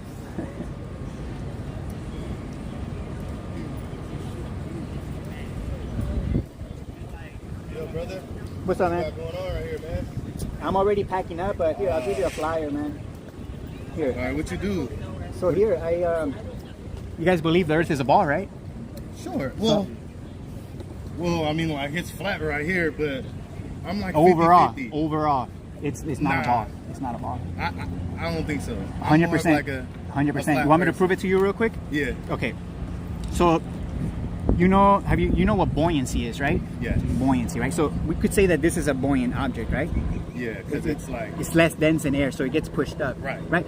So buoyancy is an effect of a force. So it's a chain reaction of a force. What does that mean, right? So it means that if I apply a force in this direction of this container, the buoyant object will always get pushed in the same direction as the force. So if look, so the ball's gonna go forward. You see that? The initial acceleration of the force pushes the ball forward. Why? Because water is more dense than the ball, right? So if I move the water through space in this direction, then the water is gonna move the buoyant object in that same direction through space because that's the direction the water is moving, right? So that's what buoyancy is. It's a chain reaction, right? So if I have a helium balloon here on Earth, which is buoyant, and I release it, what direction does it go? It goes up. Why do you think it goes up? because of, like you said, it's less dense than air. Yes, right. And then we also require a force. So the force would be the gravity up there. No. So the air, because it's more dense than the helium balloon, is able to push it up, right? So in this scenario, obviously I generated the force to push the container in this direction, which then created that chain reaction of the water pushing the ping pong ball. What's generating the force to be able to push up the air, to be able to push up the helium here on Earth? Gravity. Gravity. But here's the thing, gravity as a pull doesn't exist. Gravity as a push is what's causing that. So gravity right now, the gravity Earth doesn't come down, it only goes up. Yes. Is what you're saying. Yes, so the Earth itself is literally moving up through space right now. So the Earth is pushing up against you, it's not pulling you down towards it. So that upwards push of the Earth, the upwards motion of the Earth, it's what's pushing up the air as well through space, and that's what pushes helium balloons up. So and everything really goes up. Trees go up. Yes, because the force is up. Exactly. Yeah. That's why trees grow up. Yeah. Exactly. So here's the thing. Obviously, you guys believe the Earth is a ball, right? You guys understand that on a ball, up is relative? Yes. So if you're standing here, up is this way, but if you're standing down here, up is in the opposite direction. Right. In every direction away from the center will be up on a ball. If we could prove physically that the Earth is literally pushing up and not pulling you down, and buoyancy shows us that, how can the Earth be moving up in every direction at the same time if it was a ball? To be able to push up. How can the Earth push up if it was a ball? It would have to get pushed up from the bottom. But if it's being pushed up this way, then these people are not being pushed up. So it's like opposite. So in other words, it will have to be expanding. The Earth will have to be expanding to be able to push up in every direction at the same time. But obviously that would just explode the Earth. That wouldn't work. So in order for people to believe in the ball Earth theory, they first have to believe in the theory of gravity being a pulling force of the Earth. But because if we could prove that it's a pushing force of the Earth, and buoyancy shows us that, then the whole globe Earth concept falls apart. So the reality is, the Earth is just an extended level plane that's pushing up in one direction only. So the Earth is literally just moving up in one direction, and everybody's up is the same, because we're all standing on the same level, in other words. So the globe Earth, again, that will be the number one proof to debunk the globe, is the fact that the force of the Earth is a push, not a pull. So again, the Earth is a level plane. So I never really believed it. It's like, if I'm like, Earth is round. If I'm like here, right? And not on the top. Yeah, not on the top. It should be flat at the top. If we're like right here, right? I'm like, it feels like the ball's cut in half to me. Basically, is what I'm saying. Sure. Like, but that's the thing. If you're standing here, regardless where you're standing, technically the Earth should be curving away from you, regardless where you're standing. If you're standing here, the Earth curves away from you here. If you're standing here, the Earth curves away from you. So regardless, right? But again, if the Earth was a ball, but we could prove that gravity is a push of the Earth and not a pull, then that wouldn't work from a globe, because again, that would mean the Earth would have to be expanding, which physically wouldn't work. So the only way that the Earth could be pushing up on us right now is if the Earth is an extended level plane, because the Earth can only move through one direction through space at a time. And the Earth, when you say like a level plane, literally it's like in China they're walking on the sidewalk just like us. So it's literally, they're all the way on the other side of the circle. They might even be at the bottom, like you're saying, right? Well, that's the thing though. You're still thinking of a globe. The Earth is not a globe. The Earth is a level extended plane. That's what I'm saying. If, yeah, but that doesn't make any sense. Nobody. They will be like, if you're sideways to you. Like what the heck? Yes. So that's ridiculous in my opinion. But again, the reality is we're all standing right side up relative to each other. Nobody's standing sideways. This is dope, bro. No, that's the reality. William, nice to meet you. So that's my channel. You can take that with you. I go to UCLA, USC. You know, I come here a lot as well. Can I get you on Instagram? I don't have an Instagram, but that's my YouTube. Okay. That's my YouTube. Yeah. You got a phone number? No, I don't have a number. Okay. I'll just follow you on YouTube. Yeah, right there. Follow me on YouTube, man. Alrighty. Have Appreciate a good day, bro. All right, man. Appreciate it. Dope. Yeah, appreciate that, man. Thank you. Yeah, how's it going? All right, man. I actually gotta go already. But gotta go? yeah, you know what? Because I stopped recording already. But You do me and then we can go. tell you what, we'll do that. Okay, let me see if I can turn these a little sideways in. You know, tell you what, I'll just run it real quick through you guys because I'm not gonna be able to have to switch the angle and everything. Yeah. All right, so here.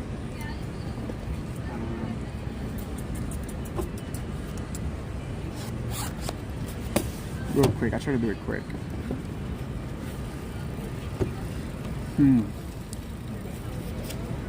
I'll just get to the point. You know what? 'Cause this is gonna take a little long. So, you guys heard of buoyancy, right? So this is a buoyant object, right? Yeah. So a buoyant object will always get moved in the same direction you accelerate the container. So if I accelerate the container in this direction, the buoyant object gets pushed in that same direction through space. If I go this way, it goes this way, right? So a buoyant object will always follow the direction of the force because the medium that surrounds it is more dense, right? And the medium that surrounds it is also moving through space. Yeah. So buoyancy, again, it's a fact that it will always follow the direction of the force, right? And it's a force. So if I have a helium balloon here on Earth and I release it because helium is buoyant, what direction does it go? It goes up. It goes up, right? Yeah. So why do you think it goes up? Because it's buoyancy and it's weight. Yeah, so again, it's buoyant, it's less dense than the air that surrounds it, and two, the force of the air pushing it up as well. Yeah. So the air is able to push up the helium because air is more dense, Yeah. which means the air is also moving up through space. So here's the thing, what's pushing up the air do you think that's able to push up the helium? Like if the air is able to push up helium, that means the air is also moving up through space. So what do you think is pushing up the air? I don't think anything's pushing up on the air. Because So how is the air able to push up a helium? just think about it as like you're underwater. Like if you let go of a log, let's say in this case, it's gonna move up. But the water that was surrounding it is not going up. It actually is. It is? It is. That's the reality. So yeah, the water pushes up on a log, for example, because water's more dense and the water's also moving up through space. It doesn't appear like the water's moving up through space because we're inside of the Earth as well and we're moving up with it. So if everything's moving up together, then it's gonna look like everything's stationary, right? But if we were all moving together, then that will create an upwards push, you know, we would call buoyancy, right? So here's the thing. The Earth is literally pushing up on you right now, and it's not pulling you down. Because I know you heard of, obviously, when you release something, people believe that gravity pulls it down, Yeah. right? But the reality is, when you release something into free fall, it doesn't get pulled down to the Earth. It's the Earth that comes up to the object, because we're all obviously constantly moving up. So the Earth itself, right now, it's literally pushing up Isn't on it you. both? No, it's only one. So the normal force, which they acknowledge in physics, it's the only real force. So pulling force of gravity is just a theory that has never been physically measured or detected. So the reason why things appear to go down, again, is because it's the Earth that comes up to the objects in free fall. So what does that mean, right? What does that matter, right? Well, here's the thing. You guys believe the Earth is a ball, right? So on a ball, up is relative. So if you're standing here, up is this way, but if you're standing down here, up is this way. If we could prove that the ground, the Earth itself, is literally pushing up and not pulling you down, in other words, the Earth is moving up through space, how can the Earth move up in every direction, you know, if it was a ball at the same time? How can the Earth move up? If it was a ball. Because we understand that up is relative on a ball. So if you're standing here, this way will be up for you. But if you're standing here, this way will be up for you. And if you're standing down here, this way will be up for you. So how can the Earth move up for everyone if it was a ball at the same time? Like grow? Yes, it would have to expand, which means it would just explode, so it wouldn't work. So in order for people to believe in the ball Earth theory, they first have to believe in the theory of gravity being a pulling force of the Earth, because if we could prove that it's actually a push of the Earth, then the whole globe Earth concept falls apart. It wouldn't work. So the fact is the Earth is just an extended level plane, and it's pushing up in one direction only. So everybody's up is the same. So you want to ask people, or your main point is to prove that gravity's a pulling force? The gravity is a pushing force, and debunking gravity being a pulling You're force. trying to debunk that gravity's a pulling force. Exactly. So that's the whole premise, and that's the number one proof that debunks the globe Earth. So your no, I'm not trying to say you, but your theory or Yeah, your my concept, point- your point is trying to say that it's a pushing force Yes. because our level of up doesn't necessarily correlate? So it's a pushing force of the Earth because buoyancy always follows the direction of the force. So a buoyant object will always get pushed up, but we know matter cannot push itself. A balloon cannot push itself. It requires something external to push it. So air is the same thing. Air cannot push itself. It requires something external to push air. So what's pushing up the air? That's the question, to be able to push up the helium. And again, it is gravity, but it's a push of the Earth, not a pull. Because again, the Earth physically pushing up right now, it's what's literally pushing up the air as well, creating the air pressure here on Earth, and that's why we have buoyant objects. So we're being pushed, but the ground is moving up with this? The whole Earth is moving up. The whole Earth system, what I will call it, it's not even a planet. It's just a level extended plane. It's a system, and it's literally moving up. So I would say the Earth is more like a spaceship, like a giant spaceship. We're inside of it. And then what's pushing Earth? The mechanism of the Earth's motion. That's a good question. I have no clue. You have no clue? No clue. Some people try to make fun of it, trying to say that it's like rocket thrusters underneath pushing it up, or they try to say like, just try to give ridiculous. In my opinion, the mechanism behind the Earth's motion is something that's super sophisticated that we have no comprehension of what it could be. I'm thinking it probably has to do with like electromagnetic, like an electromagnet. So it's moving very smooth. Because people say, I don't feel the Earth's motion. They're expecting to feel like the bumpy road or something like. Yeah. It's kind of funny, but the motion of the Earth, it's the pressure under your feet. So that's how you're feeling it. You are feeling it. You proved that we're going up. Yes. But you didn't prove that. What's causing? Nobody can prove that. You have to go outside of the Earth to be able to see what's causing it to move up. So you think we haven't gone outside the Earth? Nope. That's all made up. Yep. Everything about NASA, it's all CGI. Pay attention next time. It's all cartoons. Everything about outer space. So they're pretending to go outside of the Earth, but nobody has. So how do you think we should go outer space? I don't think it's physically possible to go into outer space. Whatever's outside of the Earth. How far do you think the surface stretches? So how high we can go is, I think, my opinion is like 25 miles because of air density. So you need to push off of the air to be able to fly. For example, like a helicopter, the propellers push off of the air to be able to lift. The air has to be at a certain density, has to be thick enough to be able to push off of it. The higher you elevate, the less dense the air becomes, right? So you eventually get to a point where aircraft cannot push off of the air anymore to be able to gain more altitude. So there's a limit, it's about 25 miles, how high it can be. So they're claiming they're going thousands of miles up, which is bullshit. That's all cartoons. So you say we're in a level plane, yes. level surface. Yes. How far does the surface go? How far does it extend, right? Left and right. I have no clue. No clue. There is an end to the Earth, though, because there are flat earthers that claim the Earth is infinite, which I think it's bullshit. They're just saying, that makes it look ridiculous, in my opinion, just to make claims like that. Everything is moving up. So yeah, the Earth is moving up. Have you seen like the clips, or have you ever looked so far where the Earth starts pulling in on itself? Yeah, so you're thinking that like when you go to the ocean, right? You see the horizon and you can't see past it. So a lot of people think that's the curve of the Earth, but in reality, that's a limit of perspective. So we do have a limit to how far we can see.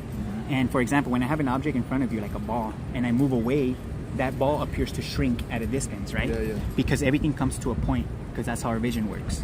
That's the convergence point, and that's the vanishing point of perspective, which is the horizon. So the horizon is just the limit of eyesight, is not the curve of the Earth. That's what it is. It's a pushing force. Pushing force, yeah. Accelerating? There's a debate whether it's accelerating or constant, and the reality is I don't know. It could be accelerating up, but it could be an acceleration due to a constant change in direction as well.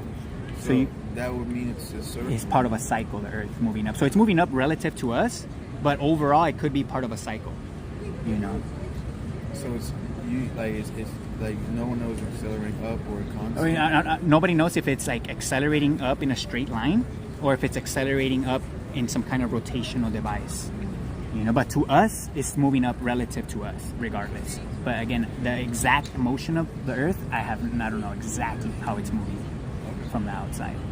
Fifth graders are this smart?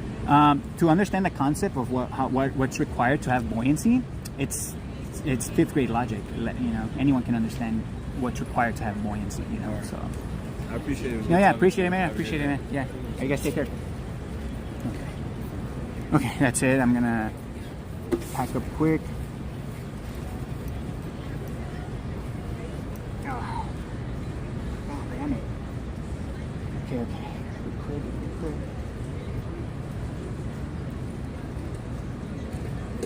Yeah, I was thinking of like doing the questions in the last one, but yeah, I'm just trying to go low key. a little burnt out. Ah, fuck.